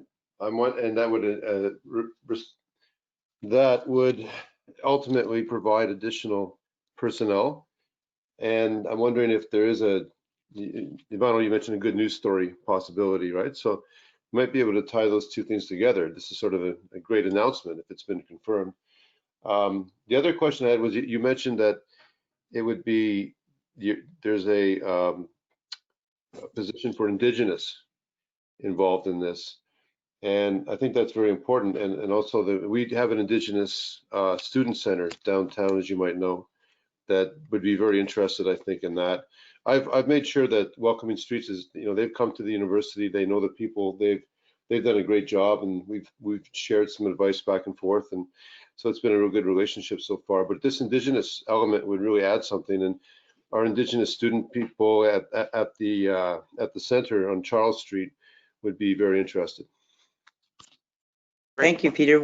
I'll also say we have our Welcoming Streets meeting tomorrow, so I think what I should be doing also is connecting you with Kim Lapine. So if you don't mind, I'll bring that up at the meeting tomorrow. Yeah, please do. Yeah, absolutely. Yeah, we work with Trent, of course, so nothing wrong with that. Okay, perfect. Thanks. Well, this would be through actually Kim Lapine through Caria. So the grant from the Indigenous was to Caria. Yes. Yes. Yeah. No, absolutely. Yeah. I think I've met her. Yeah. Thanks. Yeah, you're welcome. Great. Thanks, folks. Cindy, anything else on community development? Nope, that's it. Thanks. Great. Thank you. Andrea, events review. Sorry, Andrea. There's no more events, but there's nothing much happening for events right now. But Angela was able to follow up on the igloo purchase, and so we're not going to get our deposit back. So I told her to move forward, and we're just going to pay the $8,000, and it's going to be a future investment for those igloos. On that note, it's great. Thank you very much for that update. One of the things we have to figure out is some people are after our movie screens, and I guess the igloos could be a possibility. Would we entertain renting them out? Yes, we will. So Angela and I are going to speak after this meeting and try to figure out and wrap our heads around what we're going to do with the rentals, and maybe work out some agreement and pricing and share it with the board. Great. I really appreciate that, because there are assets. We own them. If we're gonna buy them, let's put them to good use. If not for ourselves, at least to the membership's money that we invested in them. Great. Yeah. Ivano? Yes. Go ahead, Rick. Yes, Rick. Whenever you, and I had the experience with this with community theater companies I work with, and we had all handmade costumes for Amadeus, and there's a group in wherever it was, I don't know, Welland or whatever, that heard we had done it, wanted to borrow the costumes, and they were just horrifically treated, and they were damaged when they came back. So do we have like an insurance policy or an insurance coverage on these assets, that if they get loaned out, there's a damage deposit or an insurance clause that goes with it? So that's what the agreement will cover, Rick, once we work out the kinks. And obviously, we're going to send it over to Michael to get his expertise on the contract being airtight. Okay, thank you. That answers my question. Thanks very much. You're welcome. I have a question. Sure, go ahead. So, Andrea, have we canceled all events for this calendar year? Or is there still some entertainment of an event near the end of the year? We have canceled events. We haven't put out an official statement to say we've canceled events. However, events are on hold for the year. I mean, you just have to play it ear by ear just to see what happens with the reopening, what's going on with the whole COVID, the phase 2. So, I mean, for now, events is canceled. So if conditions changed and conditions changed so that having an event would be near the end of the year would be okay, is that something that we would do, or is that it's out of the question? If conditions change and finances permit, then it's on the table for discussion, yes. Okay, thank you. You're welcome. Thanks, Glenn. Anything else, Andrea? No, that's it for me. Great. Thank you very much for that update. Finance and audit. So we have 2 items there to go over. One is the status of the 2019 audit. Angela, you've done some digging around with our auditors to find out where that sits. Do you want to give a quick update on that one? There is no update. I sent a request asking the city. They said that our audit had not been finalized. I reached out to Deloitte, to 3 different people. 2 of them are away on holidays. I haven't heard back from the 3rd person. And unfortunately, I sent those requests out yesterday and haven't had a chance to call the head office to find out what's going on. Has anyone, I guess not the auditors themselves, has the city provided an ETA, I guess, in terms of when they think it's going to come through? Because if they don't finish our audit, they technically can't finish the city audit. Is that correct? I'm not 100% sure about that, because I think for their audit, all they need is the line, excuse me, the end line on ours. So they probably could finish theirs without ours being totally finalized, but without having contact with the auditors, I have no idea. Rick, do you know if the cities passed their audit? Sorry, say again? Do you know if the city has passed their audit? I always thought we were tethered to them, and as long as ours was outstanding, so was theirs. I know this is a separate thing. So the audit to be completed on the BIA materials, the last discussion I had with the Commissioner of Finance, she reckoned that it would, which they hope to have it done by the 1st of September. And I'm not sure, I don't believe that's specifically tied into the city audit at all. Okay, maybe I ought to follow through with the auditors. And Angela, if you can give me the partners, the sponsoring partner for our audit, that seems hardly fair that we have no idea they're going off on vacation and where our audit sits, and yet we pay for it. I thought they're the city auditors. I thought we were marching to their tune. So. Oh, okay. So we're talking about 2 different things here in a sense. The audit that needs to be completed, or was to have been completed by the end of June, was the 2019 audit. The audit I'm talking about are all the financials from, whenever up until June of this year. So that's why there are 2 different things. So I'm sorry, I mistook your question. Yeah, no, I want to close the books on 2019, and I think there were no other follow-up from our end. There's no other open issues. There's no more follow-ups, no more requests. Everything's been supported and supplied. To your point, you're right. There's kind of 2 things going on in parallel. But I always thought our audit had to be completed in order for the city to complete its 2019 audit. And I was just asking, has the city signed off on their audit for 2019 yet? And I don't have that information at my fingertips, but I think it would be a good idea for you to contact Stephanie Sinnott, and then you can get the straight goods there. Great. Okay, thanks. Sue, do you know anything on that front? Sorry, maybe you've got some information as well. Sorry, Ivano, I don't know, but either Councillor Kerr, you're going to follow up with Stephanie, Commissioner Sinnott? Actually, I think it'd be a good idea if Ivano just connected with Stephanie directly. Okay. I will. I'll also follow up with Deloitte. I mean, I know the partners that are there, so somebody's got to own this one, and I'm a little bit miffed that somebody's taken off on vacation without even telling us. I mean, we've got an open audit issue. We're in a bit of a firestorm here. I would at least like to know that 2019's closed, but I'll follow up. I wasn't aware of anybody going on holidays. So anyway, I think your straight course of action here is with Stephanie, and then things will fall out from that. Great. Thank you. Okay, The let us next, know if you need anything. great, thank you. The next item is 2020 budget update. Everyone in their package had an update in terms of using the May financials. So we've got the end of May results in front of you as one of the columns in the budget. We've got the January, December actuals closing out for May.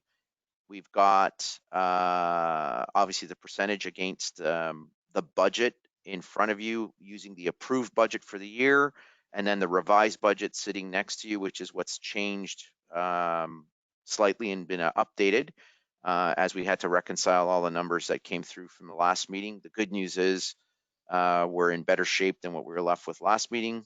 And what's in front of us is to do two things. One is to approve the May actuals, and we'll do that in a second. And the other is to really understand what's in front of us with the revised budget, given that we're going to be forecasting against that to the year end. So on the May's actual, Angela, do you want to give a quick update? You're seeing all the actual results from May, all finalized. Do you want to talk specifically about anything in particular? Angela, most of the items are payables that we finished paying that we just talked about. Salaries for the month are the things that move regularly. No surprises here. Angela, do you want to cover off anything? Did I miss anything? So looking at the May actuals, there's some of the things are listed as payables. So right now, if you go down to Christmas lights and streetscape, those are actually a bit higher, just because those have, well, the actual 38,000 one is fine, I believe, but it's the 30,000 in the Christmas lights that was payable for the Christmas lights. Yeah, So it's already recorded in there, so that will be taken out of the payables if we're holding off until next year to actually pay for the remaining Christmas lights. So that's, and again, you've reflected that in the revised budget. So to your point, we had that as a commitment that we've made and posted it because the commitment was being made in May. And we've removed it from the, we've zeroed it out as the revised budget or that we're looking at. So that was the second half of the installment. Yeah. Great. Anything else in there, Angela, that you see that's a special note that we need to flag for the May spend actuals? Not necessarily for the May spend. The only, if you look under membership engagement, the year to date, when I actually looked at that, that was actually all COVID related. So that was things like the hand sanitizer and getting the bottles out. And then I think there was a few other things, like we purchased some signs that said, you know, smile, you're on camera, for some of the businesses that were having some difficulties. So that is actually, could be confused when members say, well, this isn't, what have you done? So I'm not sure if you guys might want to consider changing that to /COVID. But that's basically what all those expenses are in there. Which line item again was that, Angela? Sorry. Membership engagement under promotion. Okay. I mean, it's $1,000. We're forecasting 2,500 to year end, or 2,400. I'm not too fussed about that. It seems like you've got a good handle on what we did with it. If someone asks, I think we can explain it. It makes sense to me. Yeah. Any questions on Maze?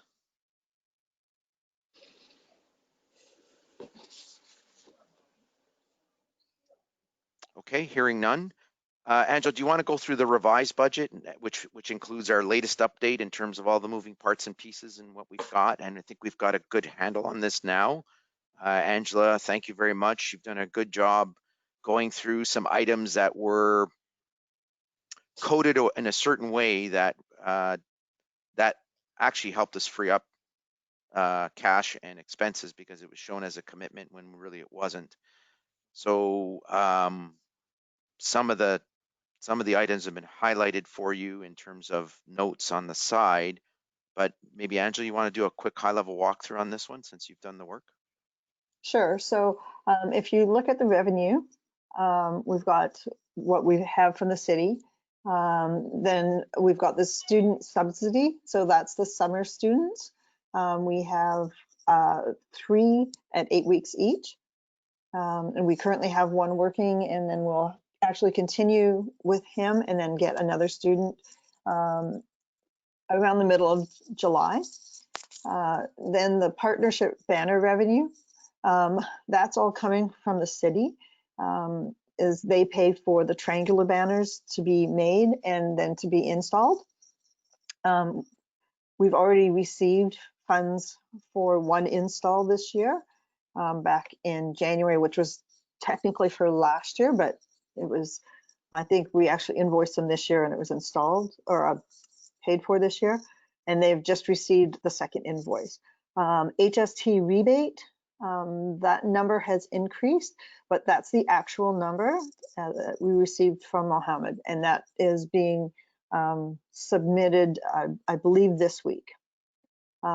Salaries, I've included, you know, obviously what we've had in the past going forward, myself, the summer students, and there's some potential for contract in there as well, to help support things like the social media.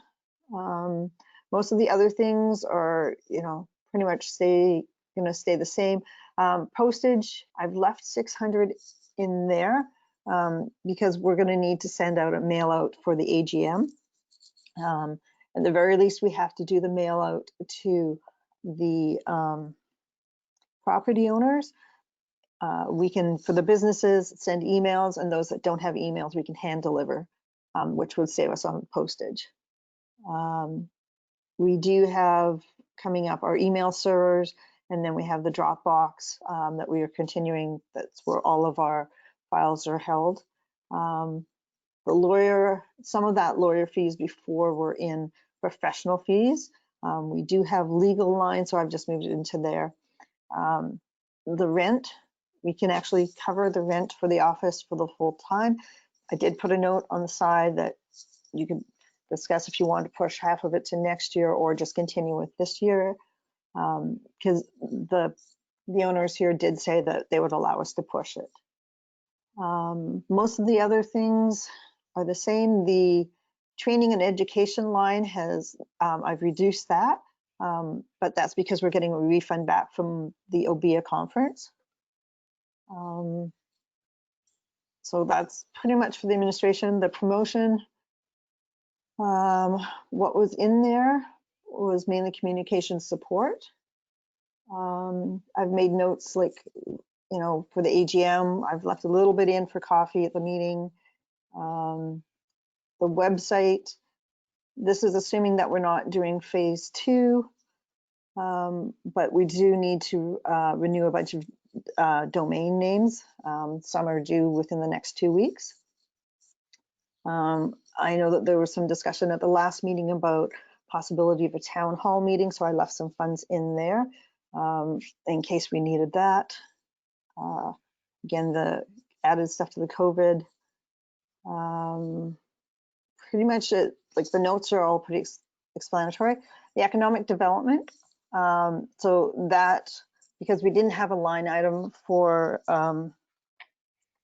where the RAD project was being posted, it's in there, as well as Discover This Space, because we do have a commitment of paying at least $1,000 a month to the end of the year for Discover This Space as part of their winnings. Then if we go down to events, the comment about the igloos, which we've already discussed. And then, you know, those are pretty, I just identified what the expenses were, just so that everyone could see what they were. And then if you go down to physical improvements, I've pretty much zeroed out the winter greenery, which means we wouldn't be putting out the wreaths, and then taken out the remaining payments that were going to the Christmas lights.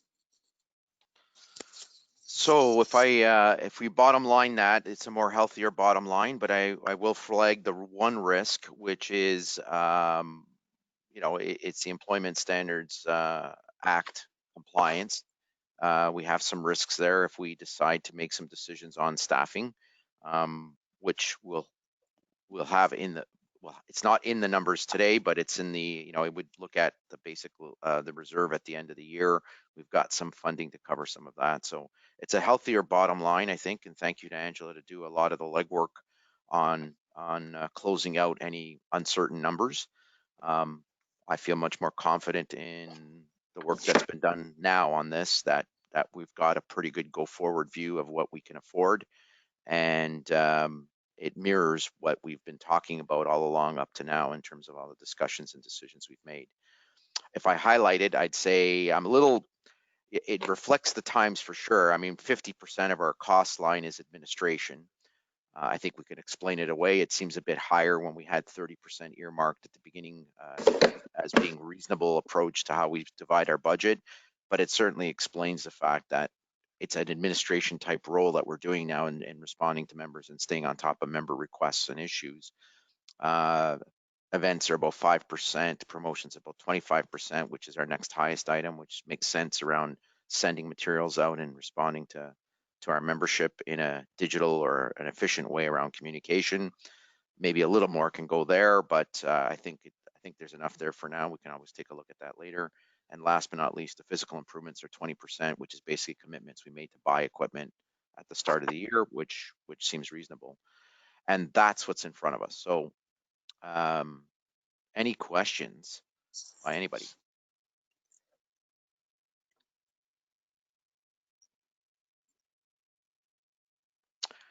Okay, hearing none. The one thing I will ask of you, it'll be as part of the motions. We talked about posting the monthly updates.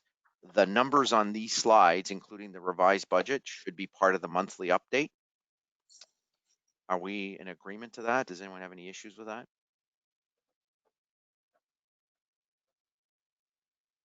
Great. So once we approve it as part of an overall motion, then this, Angela, you can post this for the membership. Okay, we finished all the standing update items. Do we have a motion for accepting all the discussions and updates that were presented? Yes. Glenn, seconder? I'll second, Matt. Thank you, Matt. All in favor, Peter? Yes. Rick? Yes. Cindy? Yes. Michael? Yes. Matt? Yes. Andrea? Yes. And Glenn? Yes. And I'm back online here. okay, Isaac, you're on. You're on. Thank you. Yep. Great, thank you. Passed and carried. Thank you very much. Do we have to go in camera for any personnel discussions? I don't see a need, but unless someone has one, we'll skip over number 10 and 11. New business. Angela, do you want to go through the funding that's available? So there's a couple of items in there. One is Digital Main Street. Do you want to quickly give an update on that? Okay, I will give a quick update, and then if Sue is still on, I think she wanted to speak to it. Great. So for Digital Main Street, the way it was before was that it's the host company, or in this term, the BIA, could get up to $10,000, which would pay for personnel and for equipment. This round, they're actually doing it different. So instead of $10,000 as a flat rate, what they're actually doing is looking at how many businesses you can see. So if you say that you're seeing 200 businesses, you're going to be getting $250 per business, and it's expected that it's 3 visits. So potential to get more is greater. But you also have to be able to manage that and so on. So that's the one option. And now I'm going to pass it over to Sue, because I know that she has had discussions with the region who has wanting to take it. I don't know if it's the region or there's another organization wants to take it on for a greater scope, because I think there's probably some advantages with that, but there also might be some disadvantages. So I'm going to let Sue take it now. Sure. So I've just, what they've done, they've put together a digital Main Street committee. It's comprised of BACD, Durham Region, Simon Gill, Economic Director of the region, is on it, plus the 3 post-secondary institutions. So from Durham College, Trent, and Ontario Tech, all have representatives, and then ourselves, Economic Development, also sit on that. So I've just been at the last 2 meetings filling in for Kyle. So I'll just kind of quickly give you an overall, because I think it's important that the board is informed on the decision to make for this, because it is completely different than the original program that was launched last year or a year and a half ago. So how it's working now is that the program is supported by Durham Region and BACD taking the lead. So the difference from the original program is that BACD now has the financial support to hire more digital service squad students, as well as all the marketing and promotion dollars. So the original was not well supported by the BIAs because there was a changeover in staff with BACD. When it changed over, BACD had the contract for the digital service squad, but not a lot of support in marketing and reaching members. Also, the original program, if you recall, it had 8 hours of training for business to be able to tap into the grant, which was a huge drawback for the businesses for the uptake. They had to do 8 hours. So the new program, here's how it's looking, and I'm going to try and just give you a quick synopsis of it, is that the region is kicking in a lot of funds. So they're pooling it is what they're doing, which means that there's more dollars to hire more teams. As far as marketing, there's promotional funds, region can do the media, and there's 2.5 hours of training is all that's required. So also those who got the grant last time can also get it again under this new program. So here's what they're looking at is pooling with all the BIAs. But not all the BIAs have to go in. You can make a decision to go alone or to go into the pool.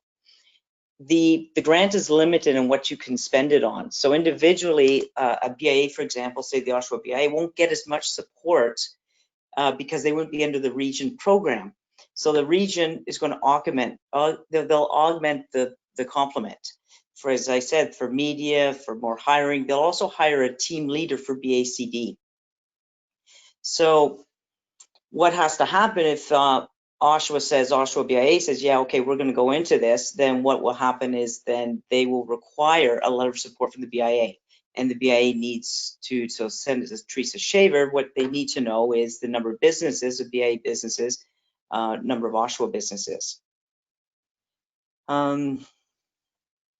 We can provide, I guess, the number of Oshawa businesses. So the strength really is that the BACD has got the business support. They follow up with the text, they provide the admin support, the region adds the funds for team leader. The post-secondary institutions add the students. So on the last call, there's still a lot to work out, is, for example, Ontario Tech, and they're working on maybe, it could be, I think across the province, they're gonna have like 1,000 students. So through the post-secondary here in the region, they're talking that they could maybe put in, I think 10 to 20 students each that would be paid through BACD. They're trying to figure out how to streamline the funding. So ultimately, BACD is really providing a wraparound service, if you will. They triage the businesses, the students, the tech experts. The pros of this consolidation is that the BA becomes part of a larger group, and to facilitate competencies with all the post-secondary institutions. What they do is they find out what the needs are. All the needs will be different for each business, so at least then they can target which kind of student goes in. So that's, I don't know if that helps, but that's really, it's a different program than the last one, and I think really where we are now, the BIA board, is that I really don't think it's Angela, in my opinion, doesn't have the bandwidth right now. And, you know, Angela and I chatted yesterday, because really that means that the BIA administration would have to facilitate all of this, which is the hiring, receipts, and everything like that. It would be very difficult to go alone. Well, presumably that's what the fund is for, is to bring on the resource that manages this, right? Because it seems like that's what the region's doing in terms of bringing that forward and again, using the funding to do that. That's right. Yeah. And adding more funding to it. So this is 12A1 and 2. So here let me bottom line it the way you're explaining it, both of you. We could either go it alone and it's a $10,000 in a calculated methodology around covering the space. We can go it alone or we can go it as a group. The two numbers are sitting there in front of you. There was a thought that the BIAs would do this as a collective in Durham Region, but it looks like the region itself has picked that up. What do we want to do, given that it sounds like the last program wasn't as successful? The Ontario BIA argued for this as a digital Main Street for downtown. If we go with the region, it seems like it's all businesses, not just the downtown.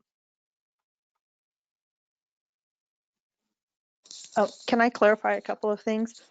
So they do have a definition of a downtown that they still have to follow.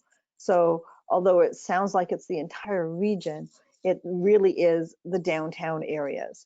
I was on a call earlier in the week for Digital Main Street, and they do specify what that involves. So there is that limited to just BIA definition of downtown or downtown in a major urban center? It's a bit different of a definition because they're also looking at the rural areas too, right? So they're looking at rural and urban and how to include everything. And it does include some, like in our case, it would include outside of our area up to 1 kilometer. Right. Okay. So but they have to follow certain guidelines. Sure. That's in front of us. What do we want to do?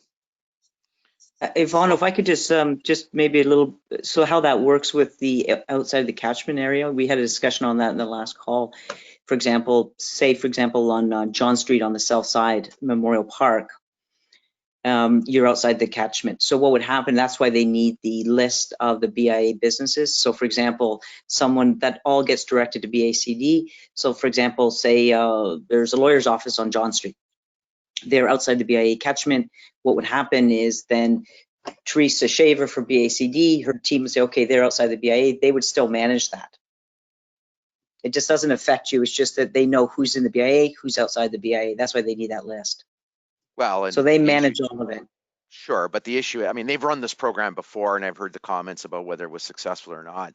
The issue is they're not the experts in knowing who the membership are, and they'll treat every application that comes through and around that area. So it's a controllability issue. I mean, we know our members better than anybody.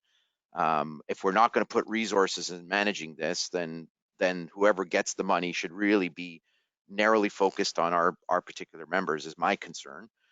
If we got the money, we would definitely be focused on our members. So that's kind of what my issues are all about. There's money out there to pay for resourcing, to direct the funding at our members. Do we want to do it, or do we want to let somebody else do it? I guess that's my decision point in terms of what I'm looking at, but I'm glad to hear anybody else's points on this.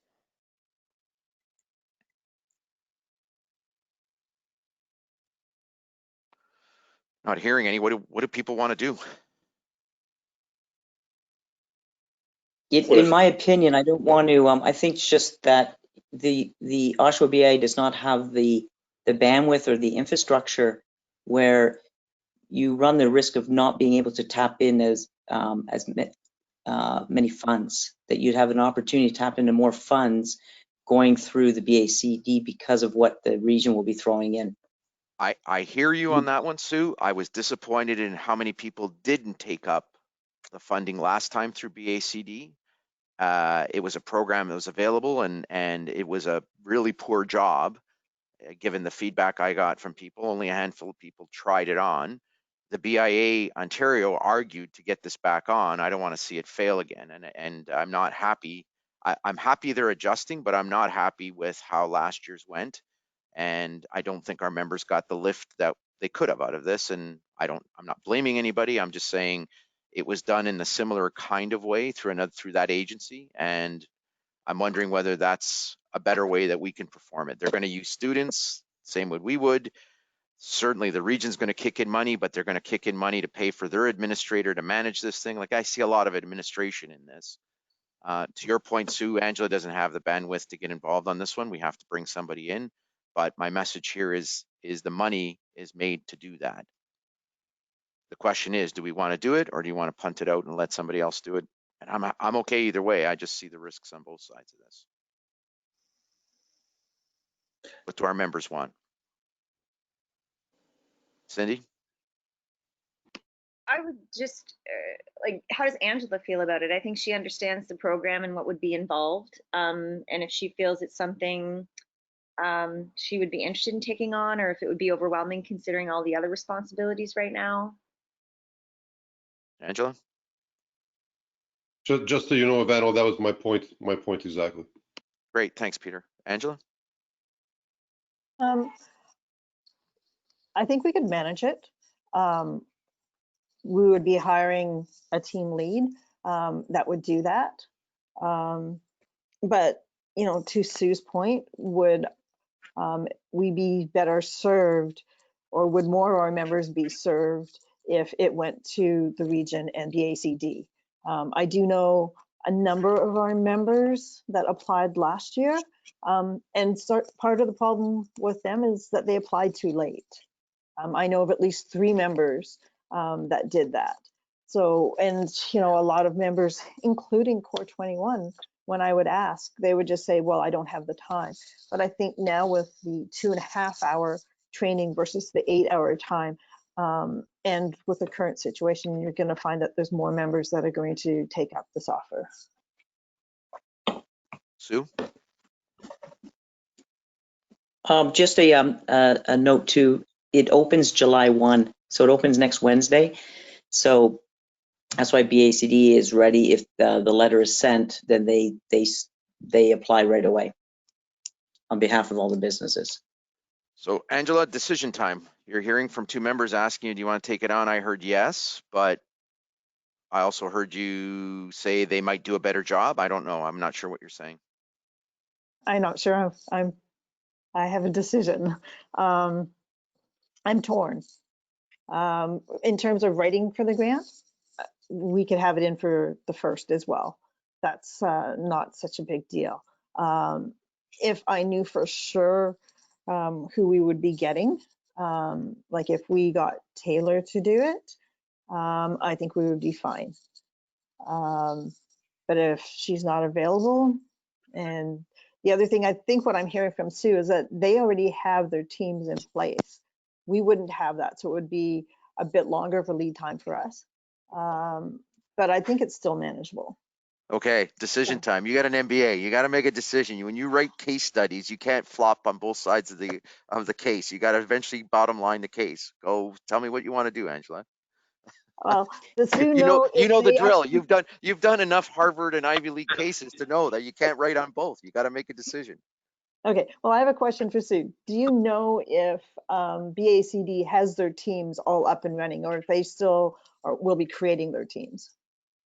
I know that from the last call, Angela, they've, like I say, it's been headed up by Simon Gill, and they've been sending out a lot of action. And forgive me because I've just filled in for Colin, been on the last 2 weeks, but it's been very informative. So they have been filling out all the action items with the 3 post-secondary, and they've sent out. I know Teresa Shaver sent out the job descriptions to all the students. They've worked through that with the 3 post-secondary. And I think right now the post-secondary looking at could be perhaps 20 students each. I think it was originally 5 to 10. They're looking at ramping that up and getting the right. I think it's not just getting what they're trying to do, and they're still working through this. What they're trying to do is that there are so many different needs of different businesses. Not one is, everyone is unique. Is that then they can have a team leader who then gets the right person to the right job, if you will. If I can make a suggestion, And I want to, I want to be objective here and not push you one way or another, but I do have a concern that if you do go it alone, you don't have the bandwidth and you may miss funds. That was the comment, because I did have a concern with the region if the BIA went alone, is that you could miss funds. The other is, the last point. Hang on a second, Sue. What funds will we miss? Because they're not giving us funds right now. They didn't give us the 25%.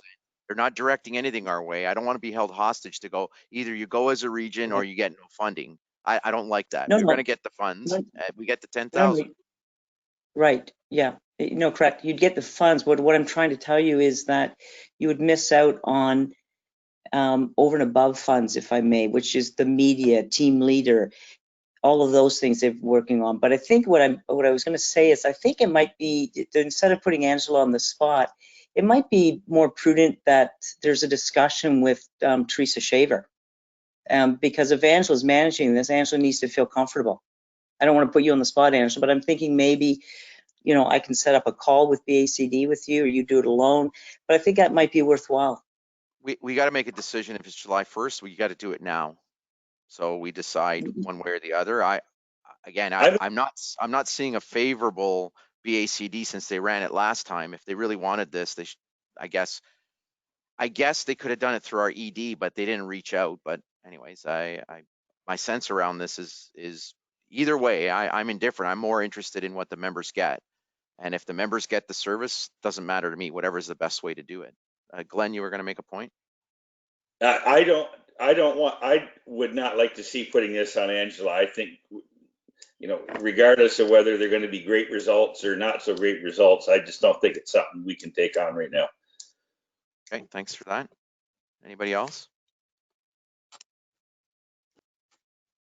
So, Ivano, Yes. With what Glenn has said, I kind of agree. But what we could do is we could request constant updates from BACD and provide additional suggestions of members and help them facilitate meeting with our members. So then our members' needs are being met. Well, but if you're doing that, I mean, this is my rub point. If you're still getting involved and it's taken away from time that we think you don't have, then might as well take the money, get the resource, and do the work. Right? Yeah, it's either in or out. If we're out, we give it to them. They look after it. They're accountable for it. They're going to have to fill the needs. If it's in, we get the money, which is the 10 grand to administer it, and we get, which includes the resource to deal with it. I think we got to make a decision here, folks. It's not. Well, let's take a vote. Yeah. Let's take a vote. I say no. Let them do it. Okay, Peter. Sorry. Go ahead. Well, there's this question of Angela was saying that if Taylor was available, she'd feel much more comfortable moving ahead. Is there any way we can determine that? Angela? Yeah, I would just take a phone call to Taylor. Well, so Angela, here's my point to you. It's either you can do it or you can't. When it comes to Taylor, Taylor's a resource. This would fund that resource. So, you've got to make the call. Go get her or don't go get her using this fund. Sorry, Michael? My vote would be to delegate the decision to Angela, because what I'm hearing from you about is you want Angela. What I'm hearing from Angela is that she wants to have a bit more information as to the resources that would be available to her if she was going to take it on, which she doesn't have right now, but she'd rather have the control in-house. I think we have to put trust in Angela to say, you can do it if you feel like it's better serve our members, if you have the bandwidth to do it. If you don't, then you don't. No one knows Angela's workload better than Angela. So, I mean, I don't want to speak for you on that, Angela, but that would be kind of my position. If we're going to we're trying to make her make a decision, then vote whether we agree with her decision. Why not just allow her to make the decision by the end of day today or by the end of day tomorrow, move forward that way. Glenn? This is a board decision, not Angela's decision. But the board can make a decision to give the decision making to Angela. Matt, did you want to chime in? I thought I heard you. No? No, that wasn't me, but I'll put my 10 cents in, because we seem to be going around the mulberry bush here. From what I'm hearing is sort of behind the scenes is no. So I say we go with a no and move forward. Okay, Glenn's got a motion on the table. Let's, I guess the motion would be, let's centralize with Invest in Durham Digital Mainstream and send them a note to say we'll give them our vote to go ahead and proceed with our authority. Is that Correct. fair enough, Glenn? Okay, Yeah. Glenn's moved it. Matt, are you seconding it? I'll second it. Yeah. Great. Let's get a decision around the table. Peter? Yeah, okay, I'll support that. I mean, I'd rather, it's not optimal to me, but if people are going to push back against giving Angela more decision making in this, then I'll support it. Okay. Yes. Rick? Yes. Cindy? Yes. Michael? No. Matt? Yes. Andrea? Yes. Rick, Glenn? Yes. And Isaac? No. Rick, did I call you? I think I did, right? You did, and I said yes. Okay, great. Thank you. Angela, did you count those? I think it's Yeah, it's 7-2. and it carries. So great. Thank you. Sue, do you mind taking that back to you, or since you're there at the committee, to take it back that we would be in favor of centralizing? Sure, I can do that. But a letter will have to come from the BIA acknowledging that they will be part of it. Great. If Angela, you'll draft it, we'll sign it, and we're off to the races. Good. Thanks for that, guys. Student intern program, Angela. So right now we have 2. We have 5 capstone groups. We have one that's doing risk management. That's pretty much around events. One doing a social media communication plan. We have 2 HR groups. One is looking at our internal HR policy and seeing if there's things that we're missing. Another one is looking at creating a volunteer policy as well as accessibility policy for us to, expand and go from so that we have something. And I'm missing one. Oh, and we have the survey group as well. So last year we put out the survey. This year we've had students working on it. They've added a COVID piece to the business one, and currently they're inputting the information into the survey, and it should be ready by the beginning of next week, so that I can let you guys have access to it to review it, and then we can have it sent out early July. And then the other program that we have is through Trent, and it's a student intern program with international students. It's part of their program that they have to do a placement, and that person has been helping us with the RAD program, doing background work, determining places that could use a ramp. We went out and we did some preliminary measurements just to get an idea for height and determine whether some of the places were feasible or not. And right now I have her sourcing out local places that could possibly build them, and looking at different types of material as well. So we're basically just doing a lot of research right now until Cindy and us can get together and talk more with the city and make sure that the reservations are all understood and accounted for. Great. Thank you, Angela. All costs, if any, have been factored into the salary lines already, correct? For all of these things that you just described? Yes. I have a question. Including honorariums or anything like that, right? Yep. Great. Go ahead. I have a question. Yeah, thank you. Angela, I just wondered if you had heard about and whether you had taken into consideration the possibility of a ramp on the east side of Top Corner Grill.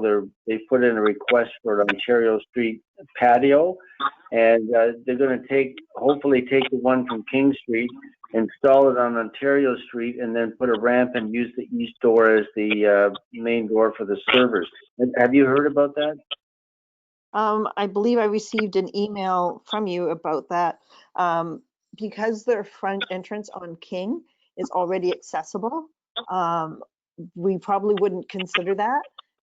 Couple of reasons. One, it's not going to help them for this summer because I don't think that we'll have these ready until maybe September if we go forward in having these built.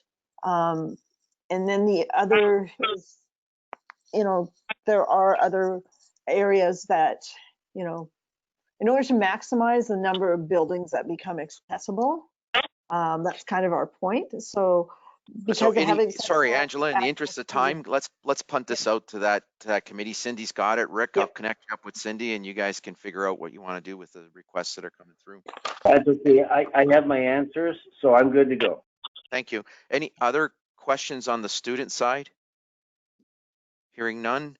Last item, Angela, do we want, okay, this is, I guess, a question for the board. Angela, are there any grants and funds that we want to apply for? And do we as a board give her that direction to put her time and effort against that?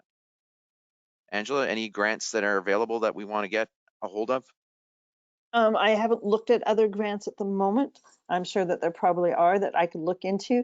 The one that we did get for events, the Central Counties, I was talking with them yesterday, and they are not opposed to us altering that request for the partnership funds and having that put towards the RAMP program, which would increase the funds for that.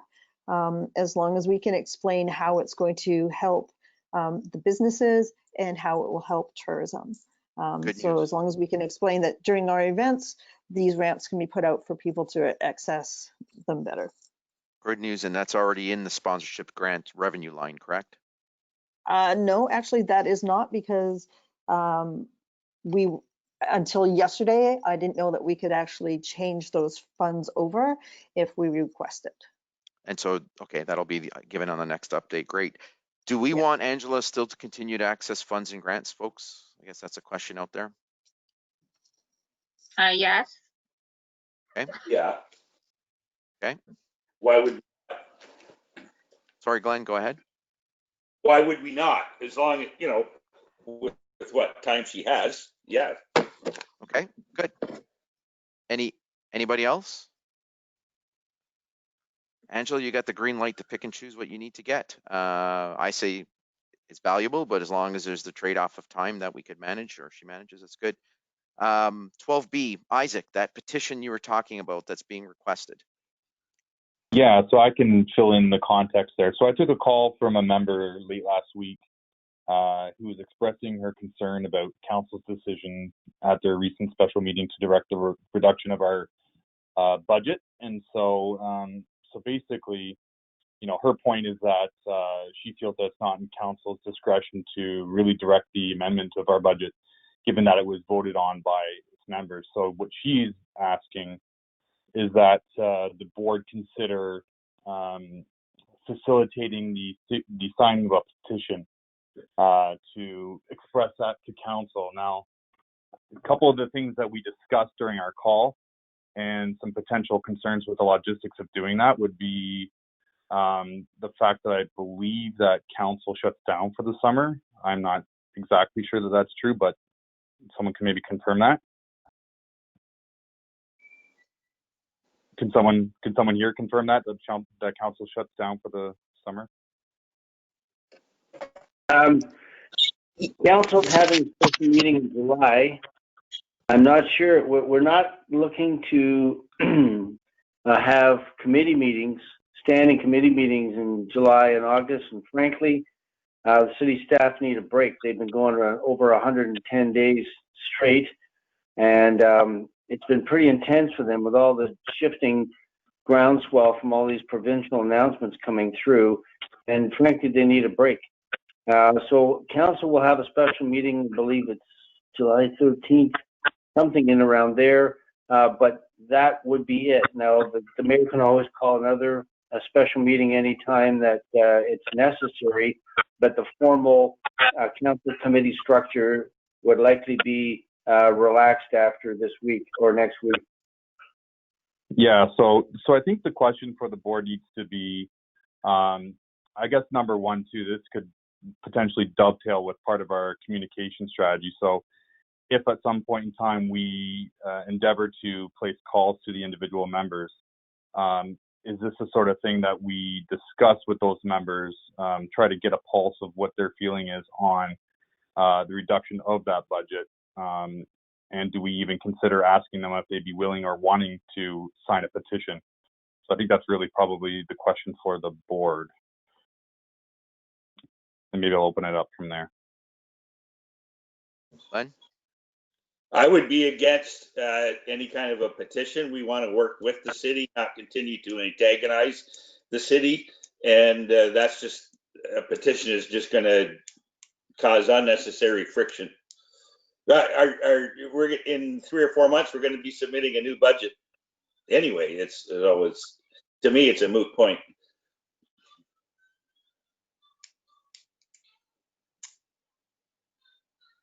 Anybody, Michael? Yeah, I think one of the things that we need to do as a board is maybe not go back and try to reverse what's already happened halfway. Now we're halfway through the year. I wonder if I could chip in at this point. I think we lost Michael, so go ahead, Rick. Okay, I think Glenn's point's well taken. First of all, there seemed to be a bit of a antagonist stance between the executive director and the city in the last couple of months minimum. And that has resulted in part of where we are today. But I'm not going to, shoulder all the responsibility in one particular area. So the board is addressing a lot of things. The whole glasnost, as I mentioned earlier. I think we're working towards a more beneficial and positive work relationship with the city. So that's the first point. The second point is, I don't believe it's the board's responsibility to design and administer such a petition. I think if that came from some of the membership, and if they felt strongly enough that they would like to generate this and bring it to the board, and the board could forward it to the city for their consideration or discussion, that's something else again. The other point is that we don't have the audit back. And I think until that audit comes back and we were standing on rock solid ground as an organization, I don't think we should be trying to make waves in the water where there are enough waves already. So that's the other piece. And the last piece is about the budget. And if such a discussion or a petition from the membership came forward in the fall, in such time as it could be incorporated into some kind of communication to council as to the status of how the BIA members feel about the BIA and relative financial needs going forward, and all of this in consideration of COVID and whether there's a second wave and how the economic recovery is going, I think it's too soon to do something, excuse me, something like this. I think there is a point on the horizon where a lot of things will come together, and I think the fall would be a better time, if at all, for something like this to take place. Thanks. Thank you, Rick. Michael, we lost you, and then I noticed you're back on. Do you want to complete your point? Yeah, sorry about that. My internet cut out there. Just was going to say, we just need to be able to go back to council when we do go back with a pretty distinct and direct list of all the services that we have to provide to members as a result of our reduced budget. So we need to be able to say, because we didn't have this money, we couldn't deliver on this. Here's the concerns brought to us by membership. Here's how many concerns we've had. Here's some of the lists in writing. So if we come back, we can come back with, here's, some people that are concerned, that are just kind of up in the air concerns. They need to be concrete, and would be my point on that. Yeah, I mean, I certainly am appreciative of members who want to, pick up the good fight from their perspective. It seems to be a good fight. I share the same sentiments. I'm not really wanting to fight. I've got enough open fronts on my own personal side of life that I don't need another one at the end of the day. But I do acknowledge the fact that they want to make the point that there was a plan that they really wanted that didn't seem to get put in place and was directed by them, city, back to us on behalf of members that they heard from, as opposed to the members they didn't hear from. How do we deal with that? It sounds like our appetite is to get back to this person who made the request to say that the much better way to pivot on their point of being heard would be through this route, Michael, that you described, or Rick or Glenn, around going back through these other opportunities to the city council to describe, it's been a difficult year, COVID notwithstanding. Here's what didn't happen, what our members would really desire, and what we're going to do going forward with that. Does that encapsulate it all? Yeah. But basically, we wouldn't be involved in a petition, and I don't know that we would even recommend that the members do it if they wanted. It's going to be counterproductive, I think. So how do we want to respond to it? I mean, we want to let Isaac take it. Isaac, do you feel comfortable taking it? Do we want to send something on behalf of the board? I guess it's back to that communication, single voice. Is this a collective response or an individual response? I mean, I can speak for myself and say I'm comfortable to take it. I think there were some good points that were brought up, particularly the fact that the audit's not even back yet. And I think that's a critical point to bring to the members' attention, because I think at this point in time, it probably is better suited to, kick some of this down the road to the fall to consider in terms of a proper response, because right now, I just don't think it's the right time, given what I'm hearing as well too from everyone. Okay. I'm good with that. Anybody opposed to Isaac taking that message back and dealing with it? Maybe just discuss it with Cindy as to how exactly to respond. Yep. You good with that, Cindy? Yeah, I'm open to that. It sounds like you've got a good handle on it, though. So, yeah, by all means. Yeah, and for me, it was going to be just a phone call as opposed to putting something in writing initially. But that was my idea. Very good. Thanks, Isaac. Thanks everyone for that. So just so I'm clear, am I taking that to you, Cindy, or am I going forward with it?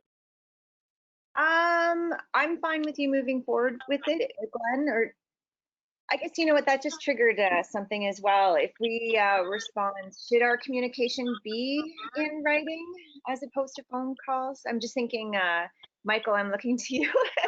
Just if we get into the whole, I talked to this person and they said this, and like I'm just maybe hyper vigilant regarding what we say and how we say it.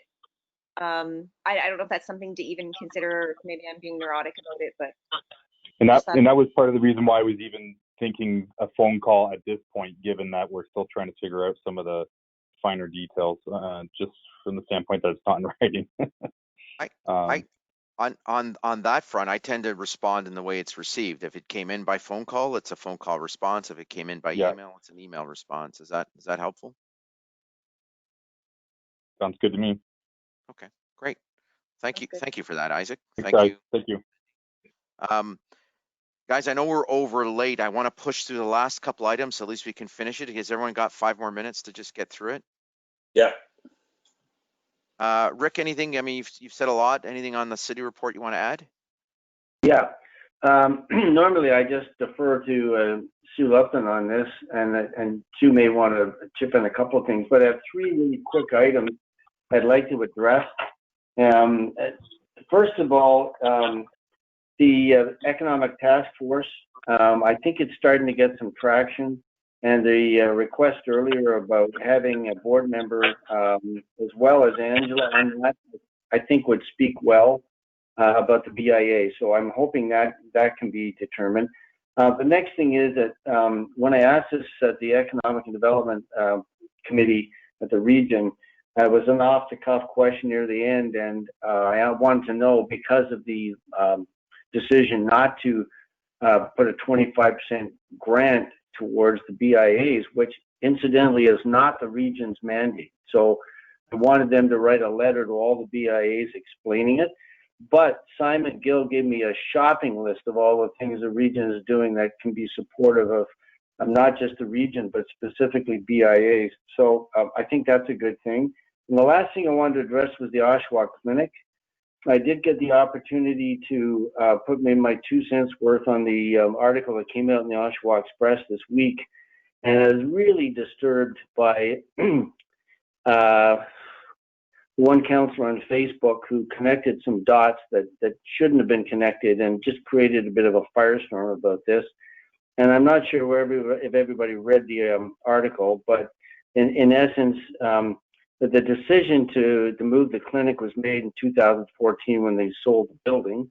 They had a 10-year lease. They're here for 4 more years, and they could be extended if they need to, if they haven't quite got their ducks in a row yet, longer than that. The idea is that they've already sent specialists to the Taunton Clinic and to the Clarington or the Curtis Clinic, and some of them will go to the Whitby Clinic as well. They do want to have a downtown presence. They're looking at several sites, and I'm not free to discuss those, obviously, for confidential real estate reasons. So when you look at it, their decision had nothing to do with the BIA levy. I think they just put their 2 cents worth in because of, the change that they were going to experience.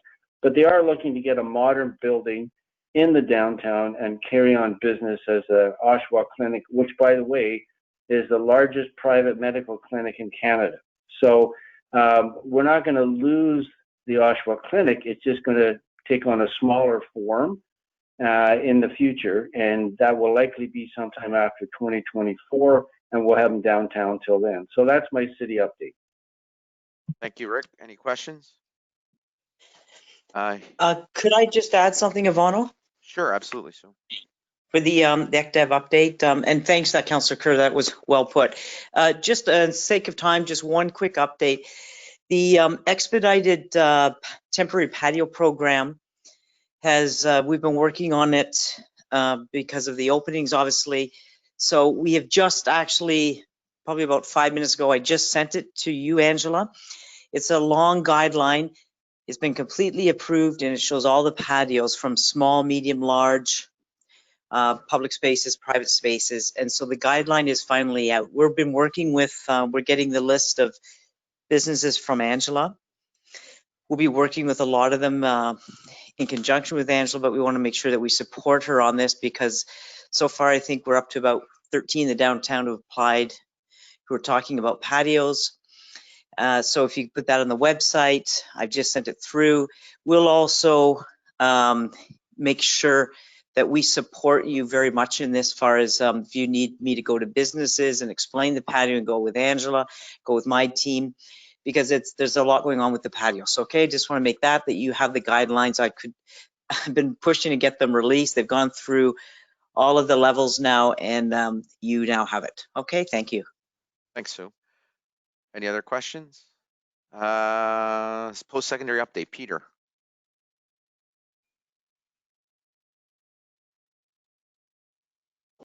Sorry. Yeah, I think we've already covered a lot. The only thing I'd add is that we are opening up this City Idea Lab course, which is going to be focused on the problems of Oshawa. And so we've got students from Trent and Ontario Tech joining together on a summer course. Some of the questions that we're dealing with are certainly pertinent to what's going on downtown. And we will have other courses in the fall and winter that'll be similarly oriented. We're working with Julie McIsaac on that, and Sue knows about all this, of course. We have a new course that we've just put together on, that'll be on music, actually, in the Oshawa area, the history of Oshawa music and its development. And so that should be quite interesting and fun too. But most of the courses are more focused on social problems, issues of equity, environmental justice. And I wanted to mention too, I've made a new hire. Very rare these days, as we're basically my job right now has consisted of laying people off the last couple of weeks. It's not been nice. Because of the crisis, we're keeping our downtown buildings shut for most of the fall. So unfortunately, there won't be as many students downtown helping our businesses. I had to make a new hire because we cut so many sessional teachers. So we hired a 1 year sort of replacement teacher that'll be saving some money, but I'm very pleased we were able to do this. In one of her areas of expertise, she has a PhD in law from Osgood. One of her areas of expertise actually is opioid abuse and the opioid crisis, let's call it that I know Dan Carter is very much involved in and are interested in trying to solve for the region. So when she arrives, I'm going to make some introductions and let's put her mind to good use. But yeah, that's about all I've got to say right now. Thank you, Mr. Chair. Thank you, Peter. Thanks for the update, and thanks to all the institutional people for their volunteer of students and the interns to help us out through this situation. So it's always great to see that, and thanks for being there for us. Next item is correspondence. Angela, I mean, I've circulated all the things I've got. I've got some follow-up to deal with in one particular case, which is great because it's going to be whatever's on the website is now available, and we're continuing to put more things as we get through the city review of our situation. Angela, anything else on correspondence that you might have received on behalf of the board? No, everything was passed along. Great. Okay, we plowed through everything. Next meeting is... We need, Ivano, sorry, we need a motion to accept the city report, post-secondary update, and the correspondence. Great. Motion to move. Great, thank you, Matt. Second? Yep. Yep. Thank you, Michael. Peter? Yes. Rick? Yes. Cindy? Yes. Michael? Yes. Matt? Yes. Andrea? Yes. Glenn? Yes. And Isaac? Yes. Thank you very much, folks. Oh, another one of these marathon meetings that I really appreciate everybody's indulgence and can't say thank you enough. Next board meeting's July the 30th. Hopefully we get to see all your lovely faces then. If not, we'll do the same thing, same time, same channel, as they say. And again, have a wonderful month, week, day, whatever suits your fancy. I need a motion to adjourn. Yes. I'll give you that. Michael and Rick and everyone says yes. Thank you very much. Bye. Thank you. But before we cut off, just one more. Angela, thank you very much. A big thank you to you. It's been a very tough week, couple of weeks. We will be following up on behalf of the board back to you. So again, a big thank you for all the support and everything to get us through this period. So thanks again. And everyone, have a great day. See you later. Bye, everyone. Everyone. Bye now. Ivano?